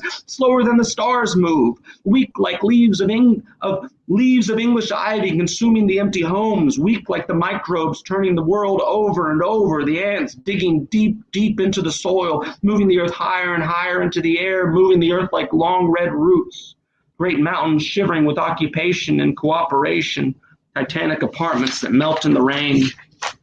The dead fall through my wristwatches. The dead fall through my air and subterrane. The dead fall out screaming with shitty fake joy. Through the pool floor and the asphalt palms, their palms the upside dropping wash wrists. When tones stall through the wash-up vegetables, the dead like sand dunes over corpses of horses. The dead fall through the television to lay cold tongues on my eyes. The dead fall through the gift shops looking for toilets behind the mirrors. The pipe stone, the sliding glass child dome, through my ears tied to the medicine rain. The cornermen dread the driveway light. I can't catch the dead. I can't catch the dead. They're too fast. God, they move hidden in the basement beds. Telephone root lines, mycelium rolling like ocean currents, stirring with dreams of us here, machines of invisible leverage, pistons and rail lines, conduits full of whispers that move the world, that change the path of thought, that rot the teeth to clouds of salt, that strangle the house, eats till all the little multitudes inside erupt with propagation, flower like a dead sun, burst with stink and shivering vermin, like the dead ocean bottom erupting with hungry life when the single whale makes its week-long descent down to the clay desert table. I'm goddamn tired of the dead. They stink. They crawl like legless moles through the genitals of the mind, curl inside the music and pile bones to clog the heart and human heart to driblets. They're so full of semen they sometimes burst in the chicory moonlight like milky seed pods waving their dry lungs, begging the barley surgeons to lick the turds off their flagellating eyebrows. They've got your ass by the throat. They've come for your livers. They're dead. They're automatic. No space for words to get between and steer them back to humanity. They're adrift in drunk ribbon seas of cockroach dandelions, too far downstream in that rivery canyon to fuck stomp the world and fuck the little babies. They'll never be back, but they've stapled themselves to the curtains of the world. They're the ones sucking the big heart and Jesus to pine straw and minimum wage. They're the ones shoving the pig shit into the rivers and babies' milk. They're the ones building electric dogs to rape and tear our throats from a cubicle. They're the ones hanging men from trees with ropes to rot and butcher like souvenirs. Dead dog, pretty dead celestial dog, slick bone bottle of rooftop bone dirt, dead rock, soft, cold, woody, solid, rotten, resin, water under wound, wind around the nighttime roof, that inside face of secret Jesus, night drinking dew, body comes straw shaped from the mouth of the mineral, mud up and wood rot sucking vein, shoving the hand to the ground of the sphincter of dawn, the whole every wisp of claws, suck, stump to mucus dew, the river muck, the stacks of waterlog, the river muck, the arms across the eyes, the gravel grinded stew, the flap beats inside off the dead ground. The dead, they leave when we howl with the blood, when the blood ignites from birds of shining red water. The dead, they feather through the headlight after shave of porno moonlight. The dead, they die. The dead, they die and smother life with their weak, watery fingers. The dead want to drink the sun's hot blood dry from the shade in the living room, but when the heart burns with long life reaching deep into dreams to the dew, warm grass of the next day and the next day and the next day too, the dead die and the world rolls over. Okay, I hope that was in time. Thanks, y'all. I felt really good. I felt really good, y'all. I hope that sounded okay. Oh man. Okay. Yeah. Yeah, that felt good. Thank you, Justin. Man. Thank you, man. Very good stuff. Shit. Absolutely. Thank you so much for being here tonight. Oh, always so nice. Thanks for having me, as always. And like, seriously, we have to kill the robots. We have to shut them down. ASAP. It's getting weird. Anyway, man. I'll talk to you soon. Yes, I will talk to you soon. Yes, we poetry cabaret, Asheville Fringe Festival, January 21st and 23rd, 9 p.m. I got that right. Cool. And awesome. Online, so everybody better be there. Yes, indeed. Absolutely. Well, thank you. I love the new work and the old work, and next time you have to share your middle school poems now. Yeah, man. Now that I said it, I gotta fucking do it. They're You gotta rough. do it. They're not funny rough. They're just rough. Yeah. Now he's not gonna come back. No, yeah. No, I'm excited now. Yeah, awesome, good. All right, Yeah. we're Great looking to see you, forward to man. it. Great to see you too. Thank you, Justin.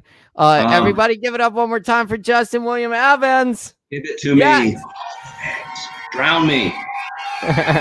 See you, man. Yes, indeed. Woo! Justin William Evans, and you're tuned into the one and only Poetry Open Mic Asheville, coming at you live from Asheville, North Carolina, of all places. Many thanks to Sovereign Kava, our sponsor. Yo, we got some comments here for Justin. Just want to blast real quick. Make sure we get to these comments because we really appreciate the comments. Y'all keep the comments rolling in. All the likes, comments, and shares, we appreciate them. Right? Oh yeah, that was good. That rewritten Trump speech, man. I love it. Fuck you. Yes, that's Justin. Very good. All right, we're having fun here tonight. Of course, thank you to our sponsor, Sovereign Kava. If I haven't said that enough, I don't know if I can. Keep it coming. Keep supporting Sovereign Kava so they keep supporting us. Appreciate y'all being here tonight. All right, we got people up next on the list. Y'all keep it locked here. Poetry Open Mic Asheville. Thank you very much. All right. Let's see who we got up next. We got Josh Gaines. Where's Josh Gaines? Josh Gaines is signed up tonight. I'm gonna hold you to it, Josh. Follow that StreamYard link into the broadcast studio.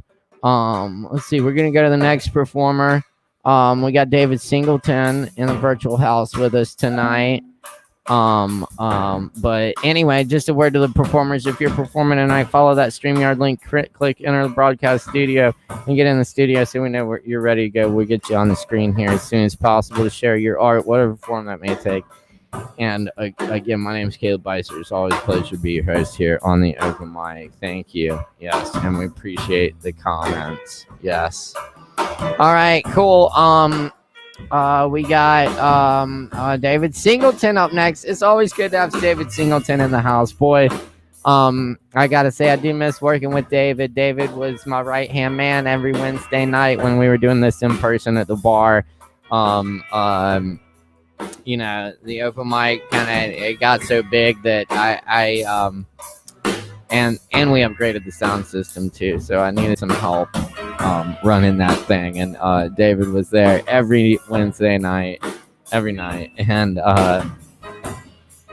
coming through for us. So it's good to welcome David back tonight for a little music. I believe it's always good to have music here, break up the poetry flow, man. We love it, man. Y'all gonna have to make some noise though, you know that. Jump up and down, scream and shout, make a whole bunch of noise for the one and only David Singleton.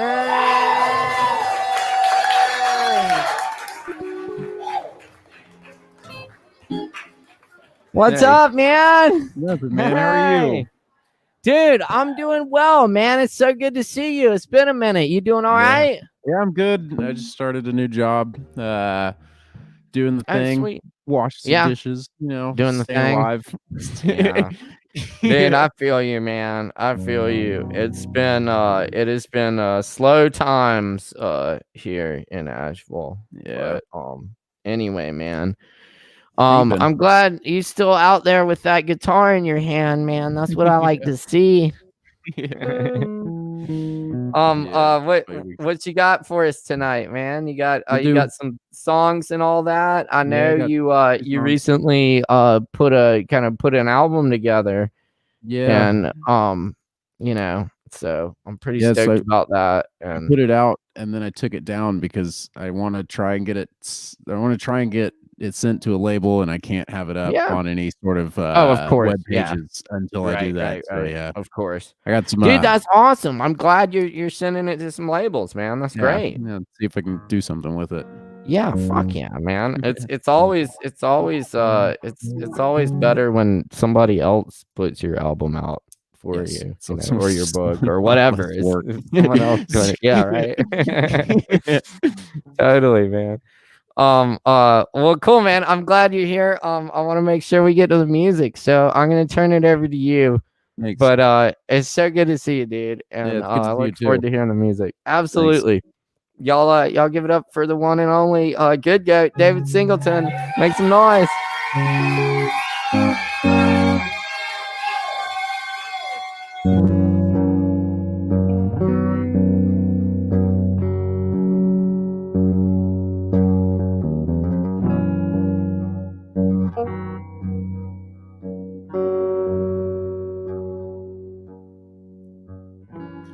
Can't describe feeling when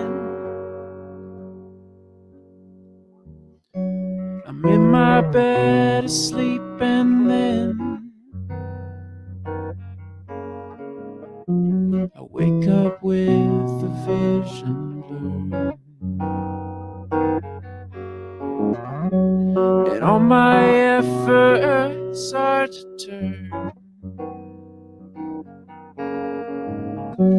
to reconstruct this image lost.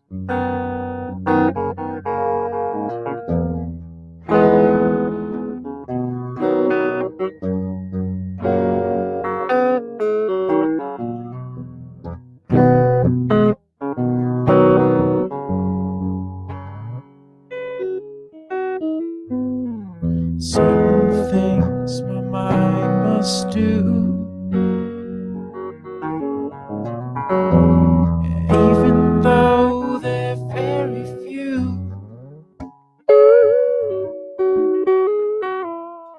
Image glistens like a gem. Repairing is not one of them. So I'm awake, though in my mind the image that's so hard to find is what calling to me from the deep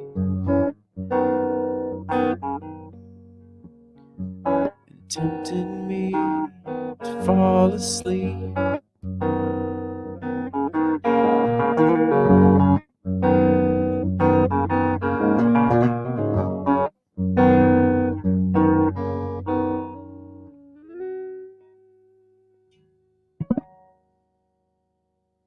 I got one more little quick one. Quick little sweet thing.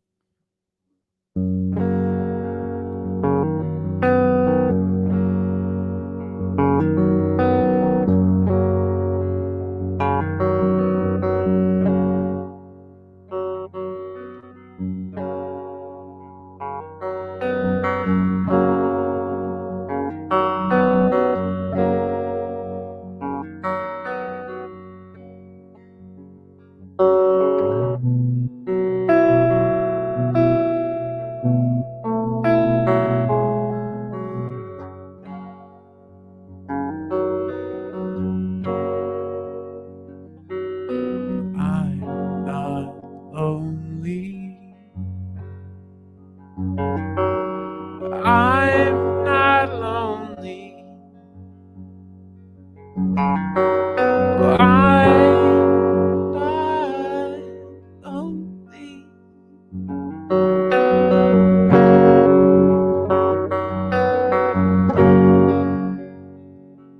The city keeps me company. The city keeps me company. The city keeps me company.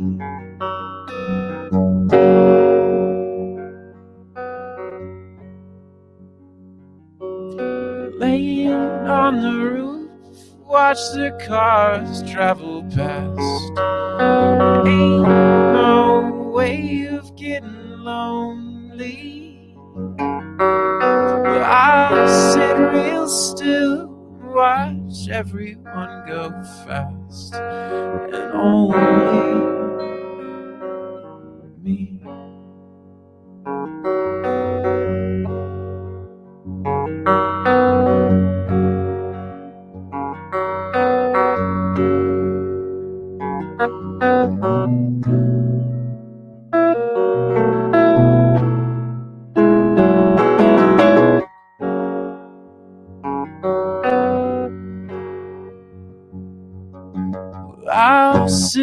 still watch the cars travel past. Ain't no way of getting lonely. Oh, I'll sit real still and watch the people all go past, and only me.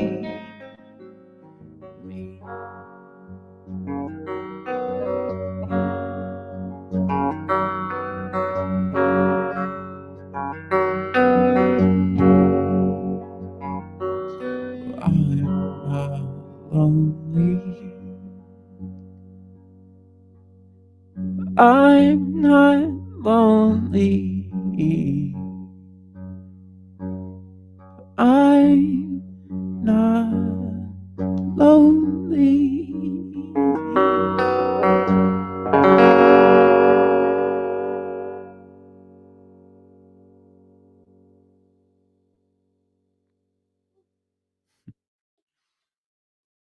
Thanks, y'all.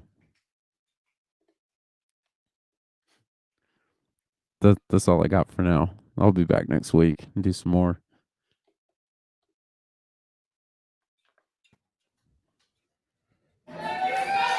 Dude, David.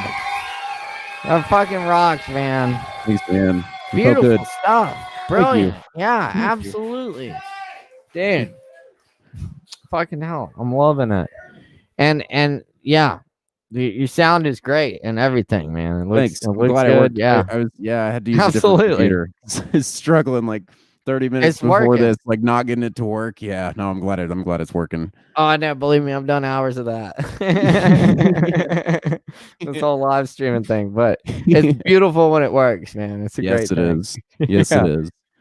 Totally, man. Well, yeah, let's definitely do more of this. Yeah, And man. dude, thank you so much for being here tonight and sharing the good Yeah. music. Thanks for doing this every week. A lot of people appreciate it. Good, man. It's good to know that for sure. Mhm. All right, man. I'll see you next time. Thank you so much, David. Yeah, Hope to man. see you soon, man. See you Cheers. Much soon. love, brother. Yeah. Peace. Bula. Bula. That's David Singleton, y'all. Keep it going. Keep it going. David Singleton behind the soundboard tonight. Up on the mic. Yes, love David on the mic with the music. How dare they make me want a cigarette? Anyway, that's hilarious. Cool. Yes, live Kava Bar applause. Thank you very much, Kava Bar. Appreciate you. Thank you. Yes, indeed. We'll do that later. All right. Y'all tuned into the one and only Poetry Open Mic Asheville, coming at you live here from Asheville, North Carolina. Keep it locked right here. We got more performers coming at you. Up next on the mic, let's see who we got next here. Oh,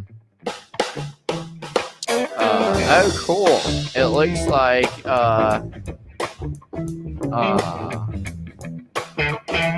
crap, did he not get a link? Hold on. I think we still got Josh coming. We'll get him on here in just a minute. Let's get him connected. Morgan, we get Josh Gaines connected. Thank you. Big shout out tonight to our technical director, Morgan Beissert. Couldn't do it without him. Many thanks, Morgan. Appreciate you. Anyway, we also have Amelia Maldonado and Howard Friedman coming up. And we also have Ease Doggy Dog in the house tonight. Who do we have next? Yes. Actually, yeah, Ease Dog is up next on the list. You there, Ease? We'll see if we can beam in the one and only Ease Dog here from Asheville, North Carolina. It's always good to have Ease with us in the house. Oh yeah, I do want to blast the comments real quick, because we do have some comments, and we definitely appreciate all of our comments here. So keep those comments flowing, keep them coming in, keep them rocking. Very good. All right, cool. We got Ease Dog and Howard Friedman and Josh Gaines, Amelia Maldonado, and then I'll round out the evening with some a little more poetry for y'all. So keep it locked right here to Poetry Open Mic Asheville. My name is Caleb Beissert. It's always a pleasure to be your host, even when I can't talk. All right, let's beam in the one and only Ease Dog here. We got some more music, another musician on the mic for you tonight. Check out his music. You can Google Ease Dog, find it on Bandcamp and all kinds of other places. But without further ado, please put your hands together and welcome the one and only Ease Dog right here.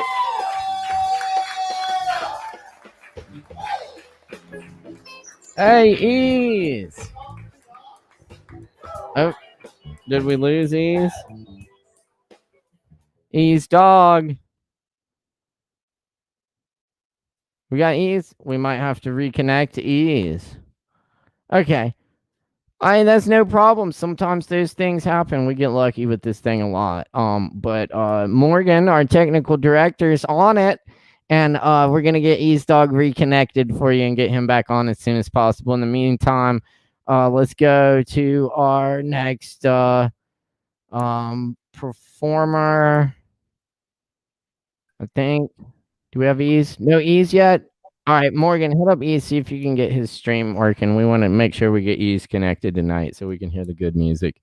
In the meantime, let's go to Howard Friedman. Joining us live from just outside of Chicago tonight. It's always good to have Howard in the house. Y'all gonna have to make some noise though. Jump up and down, give it up.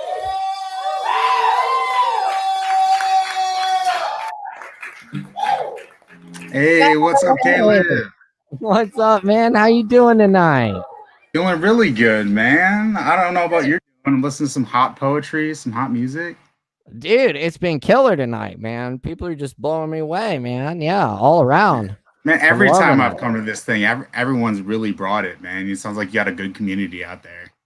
Oh, definitely. Yeah. Well, and it's so nice to have everyone else joining in with this community too. You know, it's a big old community now. So thank you for being part of it. There's always room, right?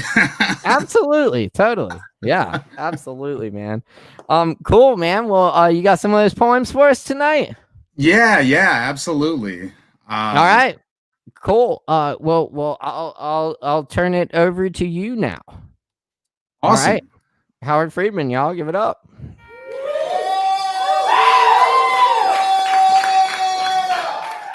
All right. So let's just get into this. This one's called Love Story.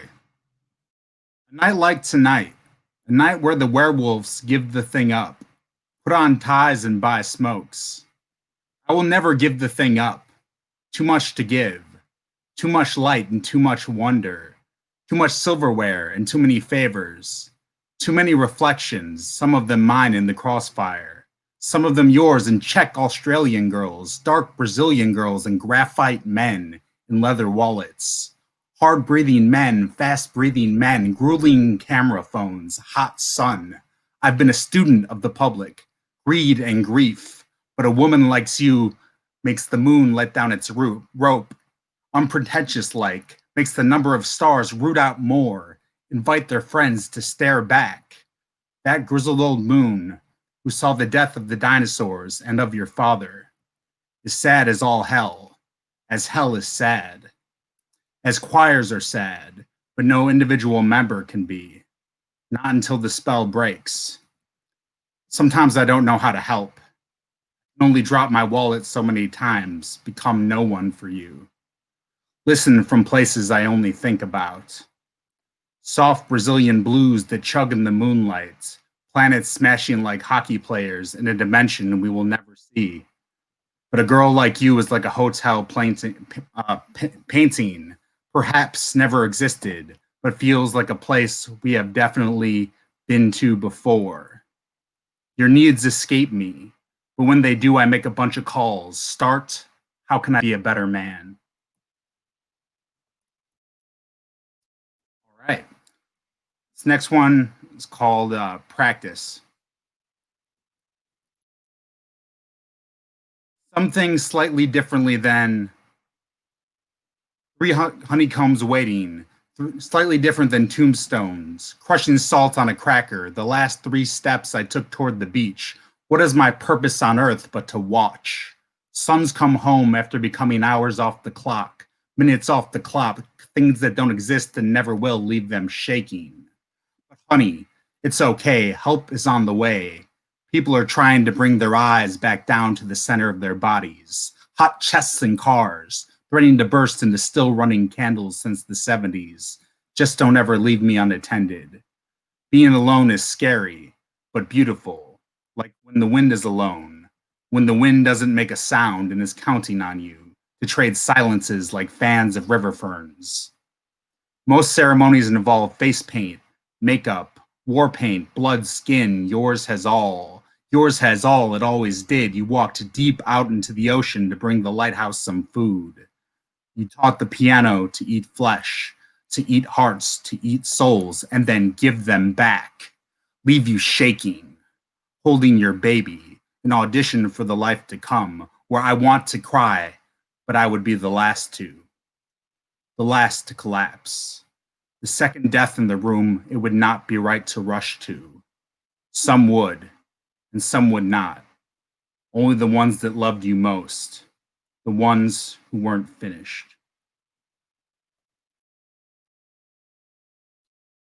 Next one is called The Extreme Joy You Give Me. When I walked past the lightning slapping butts up there, a sexual paradise like thoughts that pretend to sleep, and thin fires that qualify as women. Your heart gives out frozen fish sticks by the pound. Know your worth, trade up. Find the pine needles sticking in your skin to be a force of elemental nature. Where babies are born and die in the blink of an instant. Where there are no babies, no adults, and we are all the same. Playing wolf games where we wear each other's bed sheets and pretend to be each other. Put on plays where I've already have a career known for danger and my eyeglasses hate to be on a face like mine. Instead of me, who has treated the onslaught of absurdity like a beautiful dinner set for someone else, but I keep sneaking chickens off. Sneaking chickens off until I'm fed. I watch the inexhaustible banquet and don't even think about myself anymore. I just take a chicken to watch it be replaced. There is so much beauty in this world that my vacations are just short naps where I'm an otter, slipping valentines under the pillows of other dreamers. Pretty girls with red hair and red heart cheeks, so pale you can miss them in a room full of hair dryers. Hot, heavy rooms where any light switch is a chandelier. I do these things on purpose. I treat myself to wildness, knowing my wild heart will never shave, never put on a tie, not even smoke. It loves this all too much. It loves the lines that make up your face too much, and the ones that don't and are holding up buildings, the ones hibernating now, and the ones of spring, the ones people are trying to bring to the center of their bodies, the ones that hide in the corner. All right.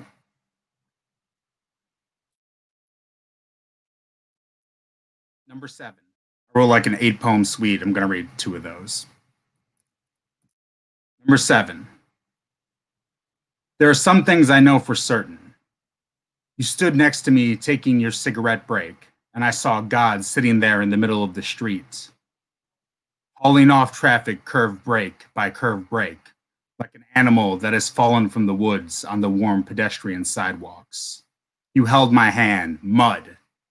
I barely realized mud. I felt a slight tingle, shook it off and watched the world run from itself, like it always does.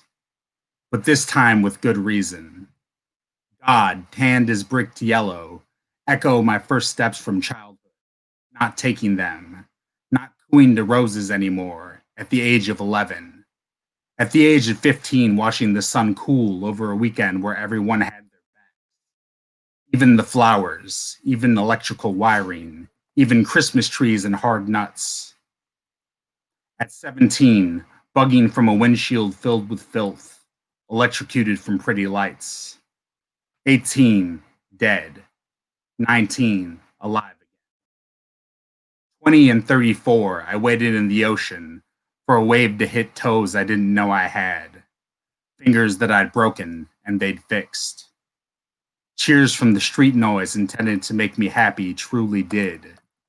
Split me back into glowing hairbrushes at a different woman's bedside. We're all different every day, aren't we?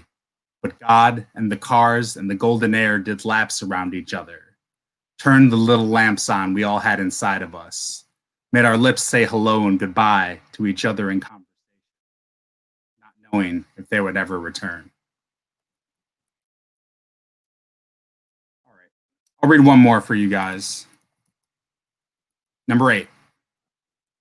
The waitress, Rosie her name, her eyes nearly pierced me. Nearly before. Those were the days. Rosie's eyes made me feel a shame I've never felt before, but soon would be all I know, and couldn't live without. Rosie's eyes didn't acknowledge me, but so much I knew was there. The way you walk through an open doorway. Rosie, my dear, your eyes fall through me like soft stones that wash me in the only bath I've got. Walk this way. When I concentrate, I can feel the stars move. Inches away, Rosie has already left me, but God cannot move from this earth. Boy, has he tried. He cannot do it. God cannot move from this earth. Thanks, guys.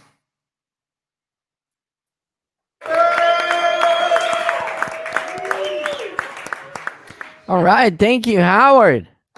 Absolutely. Appreciate it. Great stuff, man. It's a joy, man. It's a joy. Absolutely, man. Well, yep. Likewise.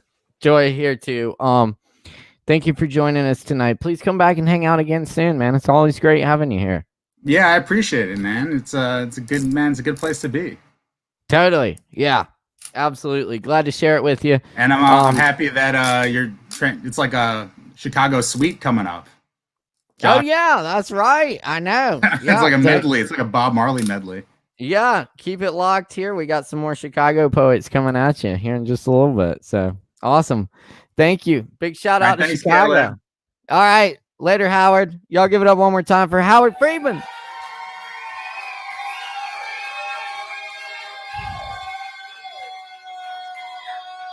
Oh, there we go. Yes, indeed. That's right. And you're tuned in to Poetry Open Mic Asheville, coming at you here live from Asheville, North Carolina. It's great to be with you tonight. Thanks for tuning in out there. Keep it locked here. Poetry Open Mic Asheville. We appreciate the comments, y'all. Want to make sure we get to our comments. We got comments blasting through. Someone blast these comments at you real quick. But y'all keep them coming. Try to get them to the poets. Feel free to interact with us. Yes, performer link. There might be a little space left tonight if anyone else wants to join, but we're going to get to East Dog, Josh Gaines, and Emilio Maldonado first. Y'all keep tuning in. Keep these comments coming through. We love the comments. Right, it happens. Yeah, that's right, Howard. Yeah, that's good stuff. It's always good to hear from Howard. All right, we'll see if we have Ease connected now. Asheville's own, the well-known rapper East Dog is here with us tonight. Let's see if we can beam him in right now. It's always good to have East Dog here, the Sovereign Kava open mic every week. Y'all give it up for East Dog.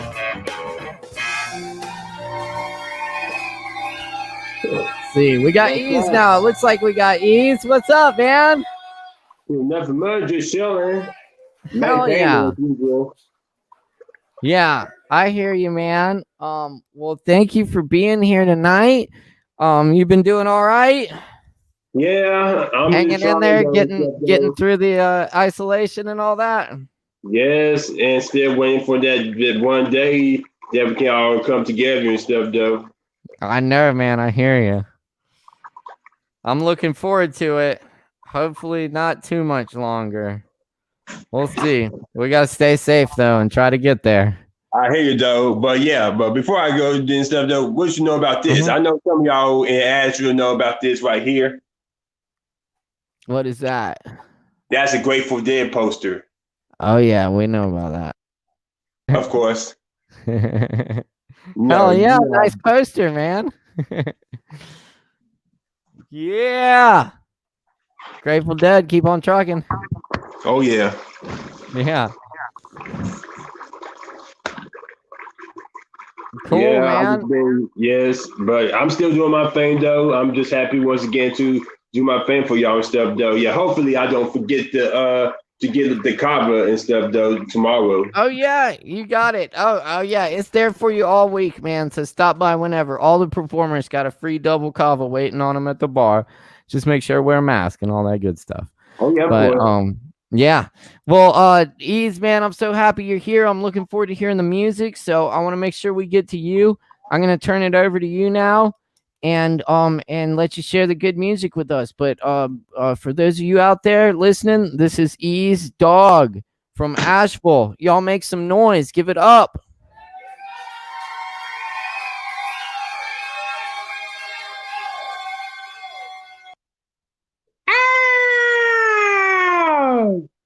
The dog is loose once again, and we're live once again at my crib, as you can see. A little less cluttery than last time.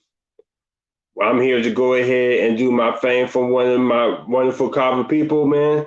Courtesy of Caleb, still holding it down and stuff though for 10 years of this poetry open mic. Thank you once again. But yeah, I'm just been chilling though, man, trying to get through this tumultuous year that we've been going through. A whole lot of death, a whole lot of drama. But all I can say is and stuff though, hopefully next year will be that year that will define the moment of restoration and stuff though.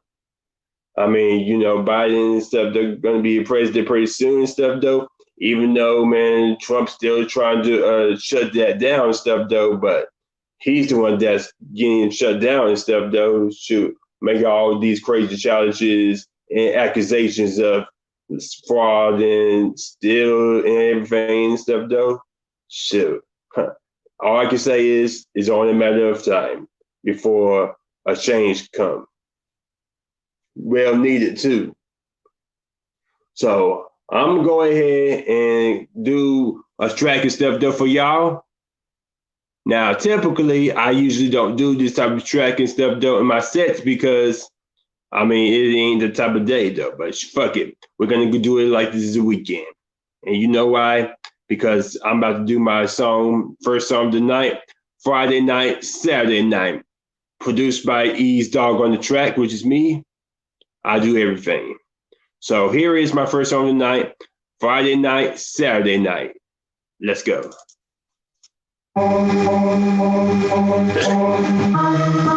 Ease Dog on the track.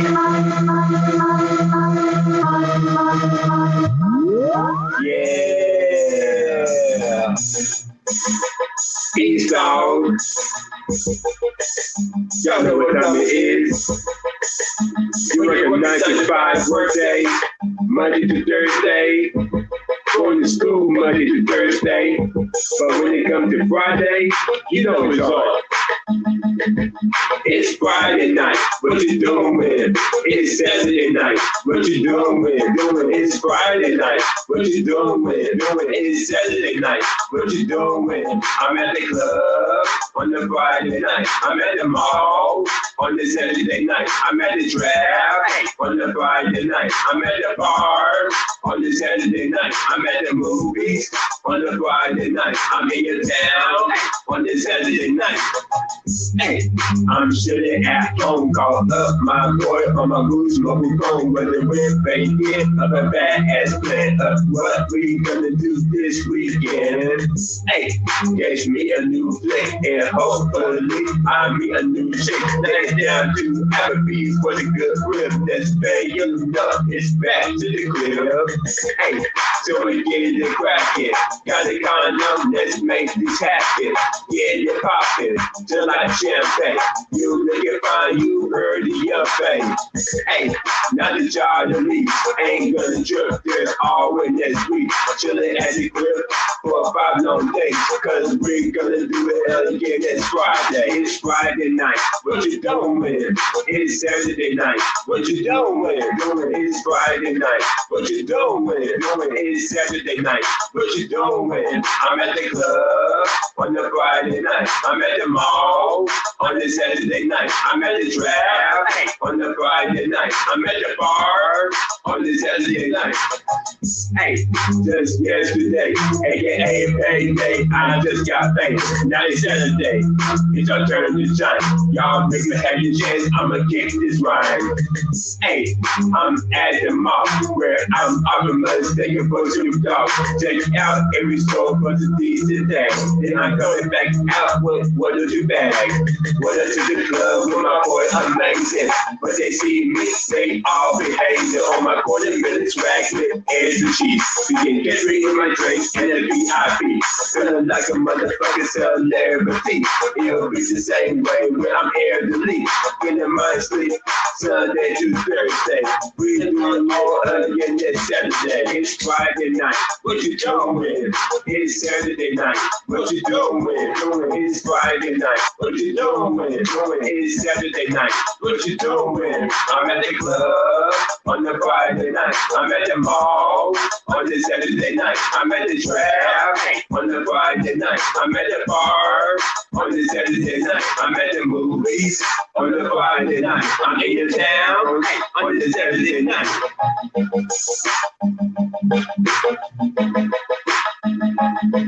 It's Friday night. What you doing? It's Saturday night. What you doing? It's Friday night. What you doing? It's Saturday night. What you doing? Hey. Oh yeah. That was my first jam. Friday night, Saturday night. Yeah, I usually perform this and stuff though on my Beagle app. If you don't know, Beagle is like you actually can get money and stuff though for broadcasting live. Like what we're doing right now. The only difference is you can actually get paid for it though and stuff though. Trust me, I'm already into it though because like I actually can get like not only some more people and fans, but also networking with other people and stuff though. Because they also have like open mic showcases and stuff though on the Beagle app too, on panels. Yeah, I'm trying to get to the point I can get on other panels and do my thing, and also do my own broadcast, which I do every Saturday, by the way, on that app and stuff though, Bigo app, BIGO. I do this app and stuff though, and I get on here and do the same thing that I do. I actually perform. I actually spin old school music, throwbacks, like a DJ, and I do freestyles like on Saturday. So y'all keep up with me and stuff though. And y'all, I'm go ahead and kick you out with the final song and stuff though. But I'm go ahead and show y'all this right here. You know what it is, ASHEVILLE's Finest, the EP. I know some of y'all already got it and y'all rocking with it and stuff though for the longest. And I would say thank y'all. I mean, even though the pandemic kind of put things in crush though and stuff though, and luckily right before the pandemic started, I actually got a chance to do my video release party at the Kava bar. Thank y'all once again. And the music video, I'm gonna send y'all the link after this last song. But I actually need to go ahead and do this one song because this is a really important message that we all need to hear. And that is about like getting through this pandemic in one piece. And this is a song called Future Sake, produced by me. And yes, check this out. Ease Dog on the track. This is an Ease Dog public service announcement. We're dealing with something serious. This coronavirus. We got to work together for future sake. It's affecting the world, from your old grandparents to your little girl. For future sake, find a way to a cure for better days. For future sake, so this pandemic will go away. For future sake, y'all listen to the words that I have to say. Everybody in the world going through hard times. It's your boy Ease Dog with these hard rhymes. It's a go red down here, major crisis. Killing more people than the ISIS. Thanks to the bullshit coronavirus. We got to work together. We must fight this. For the elderly kids, they are vulnerable. Gotta play it safe, this shit ain't terrible. People be thinking this as a joke. It's all funny game till the casket close. I imagine in the hospital fighting for life, and you don't know if you're gonna live or die. This ain't no new drug COVID, it's real. Over 1 million have fallen ill. Now it's up to us to battle this together. You think that I blame just read the figures. It's affected the world, from your old grandparents to your little girl. For future sake, find a way to a cure for better days. For future sake, so this pandemic will go away. For future sake, y'all listen to the words that I have to say. Every day I wake up, someone's infected. If you're sick or not sick, everyone's affected. People losing their jobs, can't pay the bills. Everything's closed down, shit's getting real. Make it under worse, everyone is stressing. They already talking about another recession. Can't go into the store without no worry. Everything's all gone, it's the same old story. Whole world is at a standstill for now. Every major city has done shut down. Life is dead and done is out.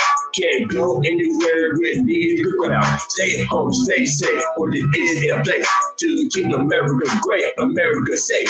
We can do our part to make this better. We can all be strong to any weather. It's affected the world, from your old grandparents to your little girl. For future sake, find a way to a cure for better days. For future sake, so this pandemic will go away. For future sake, y'all listen to the words I have to say. Pandemic will be over sooner or later. It'll take a cooperation, say a prayer. Take 6 feet, practice social distancing. Here's my advice. Are you listening? Keep your hands washed and sanitized. Write down everything word jerk with twice. If you all do this, there's a brighter day. Be easy, be great, and y'all stay safe. Oh dear, this is not good. This is not good. I hope I did freeze. Let me try again. You're good, Ease.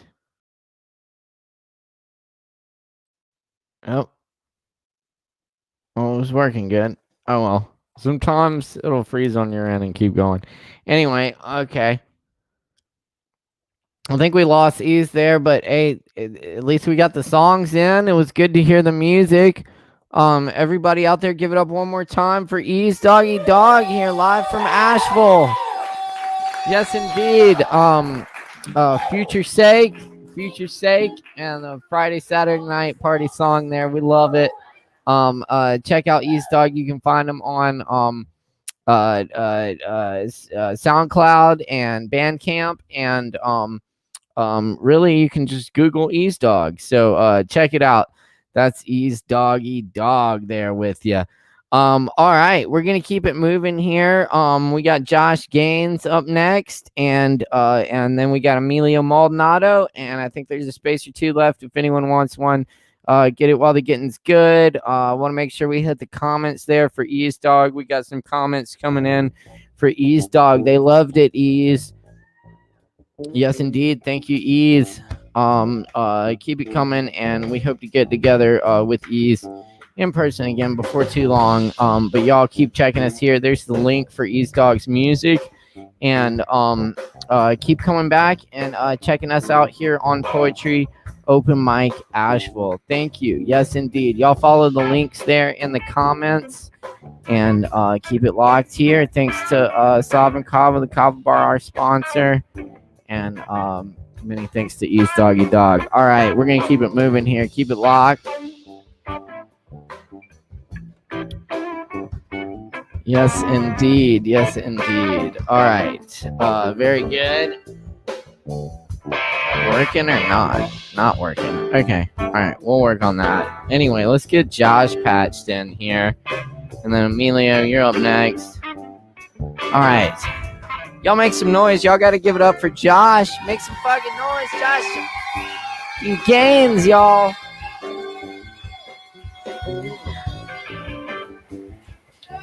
Josh. What's up, Caleb?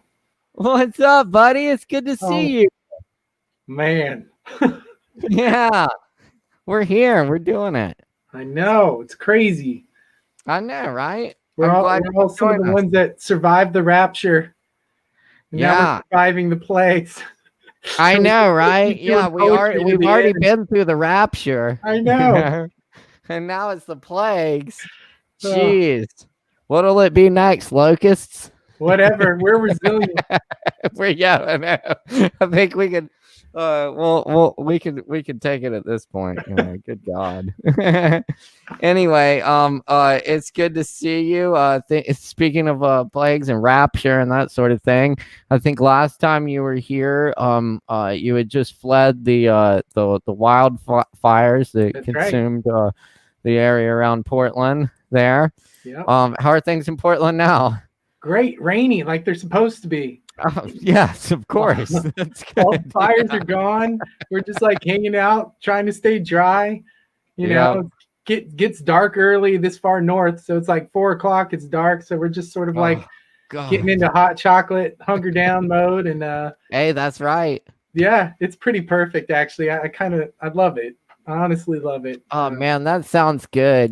Sitting there with some hot chocolate on the couch, and you got a wood stove too, right? And, yeah, got the basset sitting on my feet to keep them warm. Oh, the basset! I know. Can't wait to see the basset. Oh, that's great. excellent. Yeah. Very good. Well, you've been able to ride it all. So I've been. No, well, not a lot, really. Not no. Short answer. I've been doing a lot of homeschooling for my kids. Oh, that's right. You're still doing the homeschool. Yeah. So that's coming busy. My mom just moved here from Pittsburgh, so she's really? living with us right now. Oh, far out. So that's been its own transition, and then cool. Getting Shout all out our to mom. stuff moved across the country and everything. Oh yeah. Today is when the truck came, hours late, and we ended up unpacking everything from this giant truck into a storage facility, and I just got home like an hour ago or something, which is why I was a little late getting on here. Holy crap. Yeah, well that's a good excuse. Moving boxes all day. So while I'm tired, I'm also excited to be here anyhow. Dude, and then, totally. What else is that's kind of it. COVID life in a lot of ways is sort of just like patterns, right? It's like it's just finding that pattern that doesn't drive you crazy, Yeah. and trying to stick with it. So writing hasn't been so much in that pattern, but I do have some new things that I was like, things that I've written over the past, few months. And that's great. That I don't even know if they're whatever. They're just things I've written. So I figured I'd try reading them out loud because, that's something I haven't done for anything brand new except for at your feature, right? Oh yeah, exactly. That was fantastic. Yeah, that was a lot of fun. And yeah, probably if you're like me, like reading them out loud in front of people is a big part of the process too. It's right? huge. Oh yeah, because like when I say it out loud to people, like when I read it to myself, I'm always like, "That's great," and then I read it out loud to somebody else. I'm like, "Oh my god, it's so bad." Oh god, I know which lines to get rid of. I know, yeah, I've definitely experienced that for sure. Oh, this is great, and then you get to the open mic and you're like halfway through it, like, oh god, you just want to quit. And I've already started it now. Just gonna stick it out. I do actually sometimes when I'm reading a piece on the open mic, like a newer piece, I will edit it as I'm going, like and then I'm like, oh shit, what did I change that to? I don't know. Right. It's fun. It's fun. Is. Anyway, well, I'm glad you could be here. I'm glad you got some stuff to share. I mean, a few months though. I mean, that's still pretty new for me. I've never been one of these people to like write something right before the mic and get up on. Although I admire the bravery of those who like will. And I think it's great too. Sometimes people will just be writing during the mic, while everyone's reading and stuff, and then they get up like, "Hey, I don't know how people do that. I don't know how they do it, but I love it. I admire it. Yeah, I've never written a thing and just gone up and read it. I've never really like, No way. I just wrote this just now. It's never been me. But I think it's cool when people do. Like, like, dang. Yeah, absolutely. Especially when it doesn't sound like something they just wrote. Right. Exactly. How do Keeps you us do on our that, game. man? Yeah, for real. Well, anyway, I'm gonna get to your poems, man. I'm excited to hear it. Thank you for being here tonight. And then we got Emilio too coming up after Nice. you. So, like Howard said, we got our little Chicago crew in the house tonight. Although I will point out, Josh Gaines was Asheville crew before he was Chicago crew. That's true. Before he was Portland crew. I'm So, I'm like national crew at this point. yeah, pretty much. Yeah, national crew status. Very good. Well, I'll turn it over to you, Josh. Thanks for being here, man. Y'all make Thanks, some man. noise for Josh Gaines. Give it up.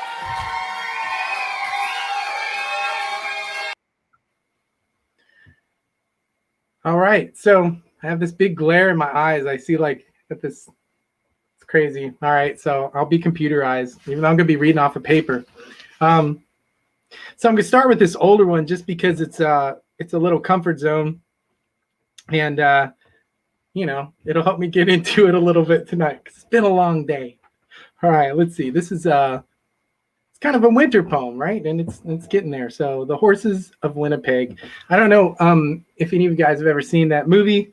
It's by Guy Madden. It's sort of a documentary, but sort of fake and kind of awesome. So anyway, The Horses of Winnipeg for Guy Madden. In 1926, 11 horses running from a fire set in racetrack stables by a wire-chewing squirrel galloped into the cold, into the Red River, swimming against current and ice, legs locking, muscles, steam, engine breath erupting in clouds from icing noses, blown out like 22 candles would smolder and hiss. Locked ice age heads, wide-eyed and screaming in the winter freeze. A place for hand-holdings, picnic baskets and ghost stories, reflections of place and briefness of life. So much for horse racing, so much for human predictability, so much for myth. In 2003, I drove to Winnipeg in January to find the cold, to find un-Nevada North lands in a place that may cause the girl in my car to huddle closer, where I could whisper and she might say something like, "Oh, you're so warm."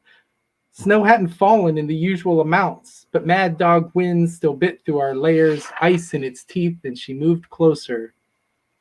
On the river's magical layers, we walked cold above the myths of the never-year unwinter of 1926, where nothing of this sort happened. The hands, the picnics, the fire, the horse heads, these lovers, I tried to tell her, and she tried not to hear, and held my hand tighter as we reached the river's middle. Underneath, Pike chewed rotting horse hooves, because some things are worth believing, because any story can hide beneath 3 feet of ice. I imagined children running through us, through TV static snow, through groping arms or ever screaming horse heads. I wanted to believe anyone was possible, that even time could freeze, that even myth might. I lost us in the dusting skyline and finally said the important part, and I don't know to who. She was walking back to the car, her hat pulled beneath the whisper in her ears. All right, that's that one. So, this next one is a new one. Jesus, who ordered the kale salad? It sits in the middle of the table, healthy, saying shit like, "Hey, I'm fucking healthy. My fish and chips bring all my friends to the bar. My fish and chips drenched in oil, not the healthy kind of oil. My fish and chips, 300% our daily intake of sodium, crispy and wrong and dipped in tartar sauce, sugar, fat, sour, dipped in ketchup, sugar, spider legs, sugar." Fuck whoever ordered that salad. We're all staring at it, remembering someone said it, not remembering who said it, even the one who said it. Whiskey memories, all blaming each other. Our food getting cold as we hate ourselves before the healthy, chewy, cleansing pile of fiber and goddamn vitamins. I look away, judge the world, sip some poison. All right, that's that one. So I used to write these like much longer, sort of like, it was you, Caleb. It was you. I used to write these much longer, more like story poems. And over the past few years, I've kind of like things have gotten shorter and shorter. And looking through the careers of a lot of poets, I've seen that that's also something that often happens. And I don't know why. Maybe they get better at saying things quicker, or maybe they just get lazy, or maybe they feel like they've already said it. And so now they're just going to like tap the little important roots and whatever. Anyway, but I tried to undo that a little and throw a bunch of foliage on this tree. So here's another one. It doesn't have a title. And this is the first time I've ever read it. So, you know. I sat beneath the coast starlight overpass with a screw cap wine bottle, a picture of my daughter in my pocket, and a knife. The only one not for show was the wine, and I laid back against the steel girders and drank because it was the closest I could come to a bar, to finding company under lockdown. There's company in a train track because there's history in it, same as roads through mountains with the ghosts of those who died in the construction. I've constructed myself of ghosts. The most improbable extent of my arms, the complexity of movement from brain to hand to meaning, and the generations of DNA, the millions of flukes that I have become one from, ghosts I have passed on to my child. The picture is proof of my rail cred. The coast starlight, earthquakes above my head, a rough conversation. Last year, trains stopped 937 beating hearts. I've broken hearts, I said, and drank. I told the train about a time I had no home. I stayed warm next to a woman running from a generational rage attached to a hard pair of fists. We slept under the 410 loop in San Antonio autumn, and she told me about her parents' Nebraska farm and her small town orphaned by the interstate. How the town's parents, the train line, and the state highway who met in their town just weren't needed anymore, and one by one the children of their intersection were pulled 20 miles west to the next town in I-80. Her daddy left last. She said his leg was crushed by a tractor in a cornfield turned to sepsis.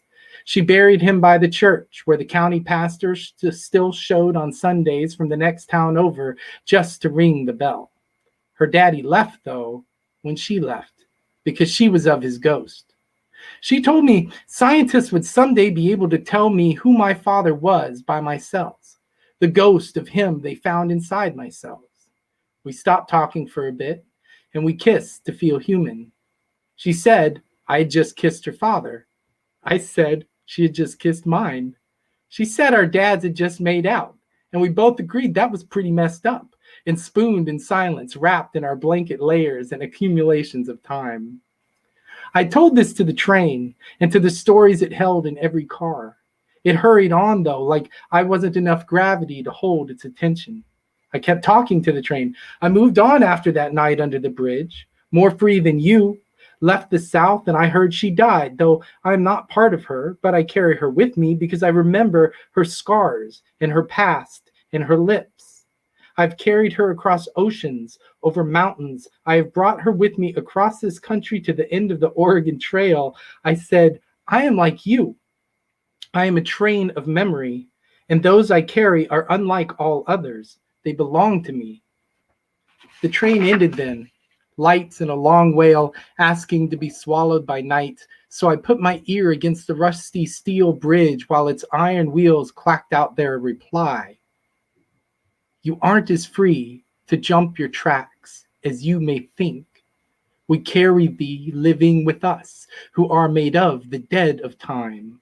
Sure tread your path that still begins at point A and still ends at B, begins with you and ends with me, because we are all trains for ghosts, all trains for ghosts, all trains for ghosts, all trains for ghosts, all trains for ghosts. All right, so that's that one. I think I'll do one more. It's another new one. It's full of like scratch outs on the page. We'll see if I can even read it without it being all messed up. And thank you guys for listening and for being here. And thank you, Caleb. I freaking love this. And I really can't wait until we all get to hang out again together out in Asheville or wherever the hell we are, and become trains for ghosts of each other. All right, let's see. Yuppies are filling the main streets, and Harlem is still dangerous for those who don't belong. I'm 11, and this place feels like Gotham. The trash barrel fires are real. I've seen them.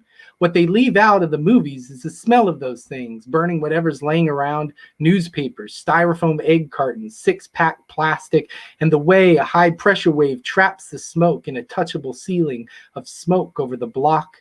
We took a wrong turn, and I don't know how people can get close to those things. It's 28 degrees out, my dad reminds me. The homeless and Little Shop of Horrors are the closest I've come to Skid Row. No one bothers us. It's too cold, and why would they? We disappear into a subway hole, surrounded by the smell of urine and graffiti I can't read. We avoid the handrails along the stairs. The landing has a half-inch of water, the drain clogged with cigarette butts and condoms. What does everyone see in this place, I ask? We walk through the turnstiles. And were there tokens? Something like that to get in. On the train, my parents still hold our hands. They look tired. On the ferry, I'm excited. On the island, I complain the whole way up and then complain more because we can't keep going further into her torch. We look out across the harbor. In her crown, small, dirty windows with half-built birds' nests give a view of the far shore. Low brown clouds of snow and smog. Where's the dream? Says a tall boy beside me. Oh, it's there somewhere, says his father. Inside those two towers, I bet. What are they? I ask. They're what happens when you gather all the hope into concrete and build up. What does that leave for the people outside? The tall kid turns to me, shrugs the shrug of a future investment banker. On the car ride back to Ithaca, I write in my journal about trees and Alyssa, who I'm in love with. The moon is perfect across the Catskills, and the air feels light in my lungs. I have $26 in my pocket, the most I've ever had, and a tarnished green penny crushed to shine new with the skyline pressed into it, a token of a dream, a fading mythology, an emerald city sharing the best-kept secret of Rome, that roads never led there at all. They led away, paths into the world, a way out. Thank you. That's all I got tonight.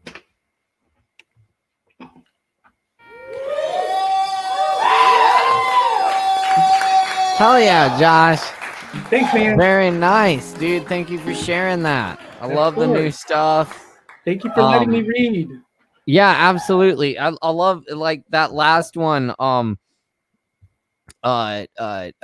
was a smelly poem. I love that, and I mean that in the best way possible. Like I think like an English teacher early on taught me to use all the senses in poetry. Like that makes for good descriptive language when you describe it using all the different senses. Like really basic, but like still good to like go back to and keep that in mind sometimes. And especially smells, you know, like they say that nothing triggers a memory like a smell, like one little smell, like a perfume or a cigar or whatever. Yeah. It can trigger like this massive thing that just like, I love that. Yeah, absolutely. And yeah, it's funny how it can take you back there, like just like that. Nothing else, like smell, you know, like sound or something. You might have to think about it for a minute, but smell is just like instant. And I have, I actually, I smelled some trash fires, some dumpster fires this summer when I was downtown during the protests. So terrible.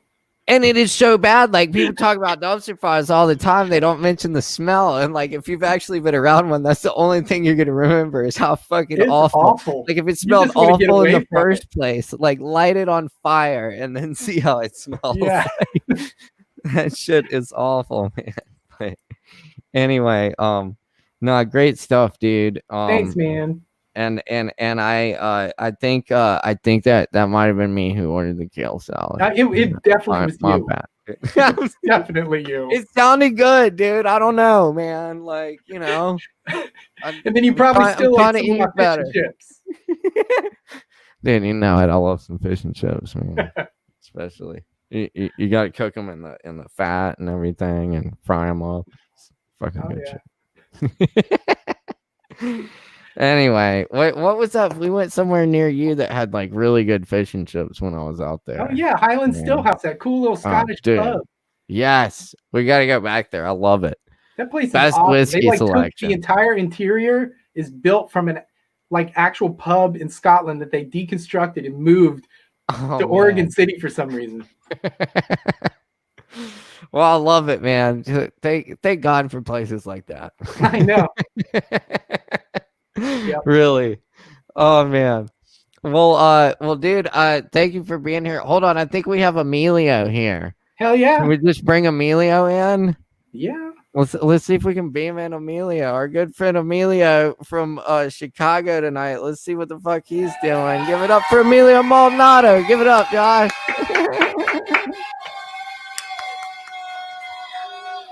What's up, Emilio? Emilio, what's up? Oh, he's not frozen. Cool. That was actually, it looked like I was just posing two moves, but I was actually channeling Usain Bolt. So I was going really fast. Usain Bolt. But it was like so fast you couldn't tell. So it looked like two different poses. I'm impressed. Usain Bolt, motherfucker. There it is. Usain Bolt. Hold on, wait a minute, real quick. Mwah. Look at those two beautiful faces.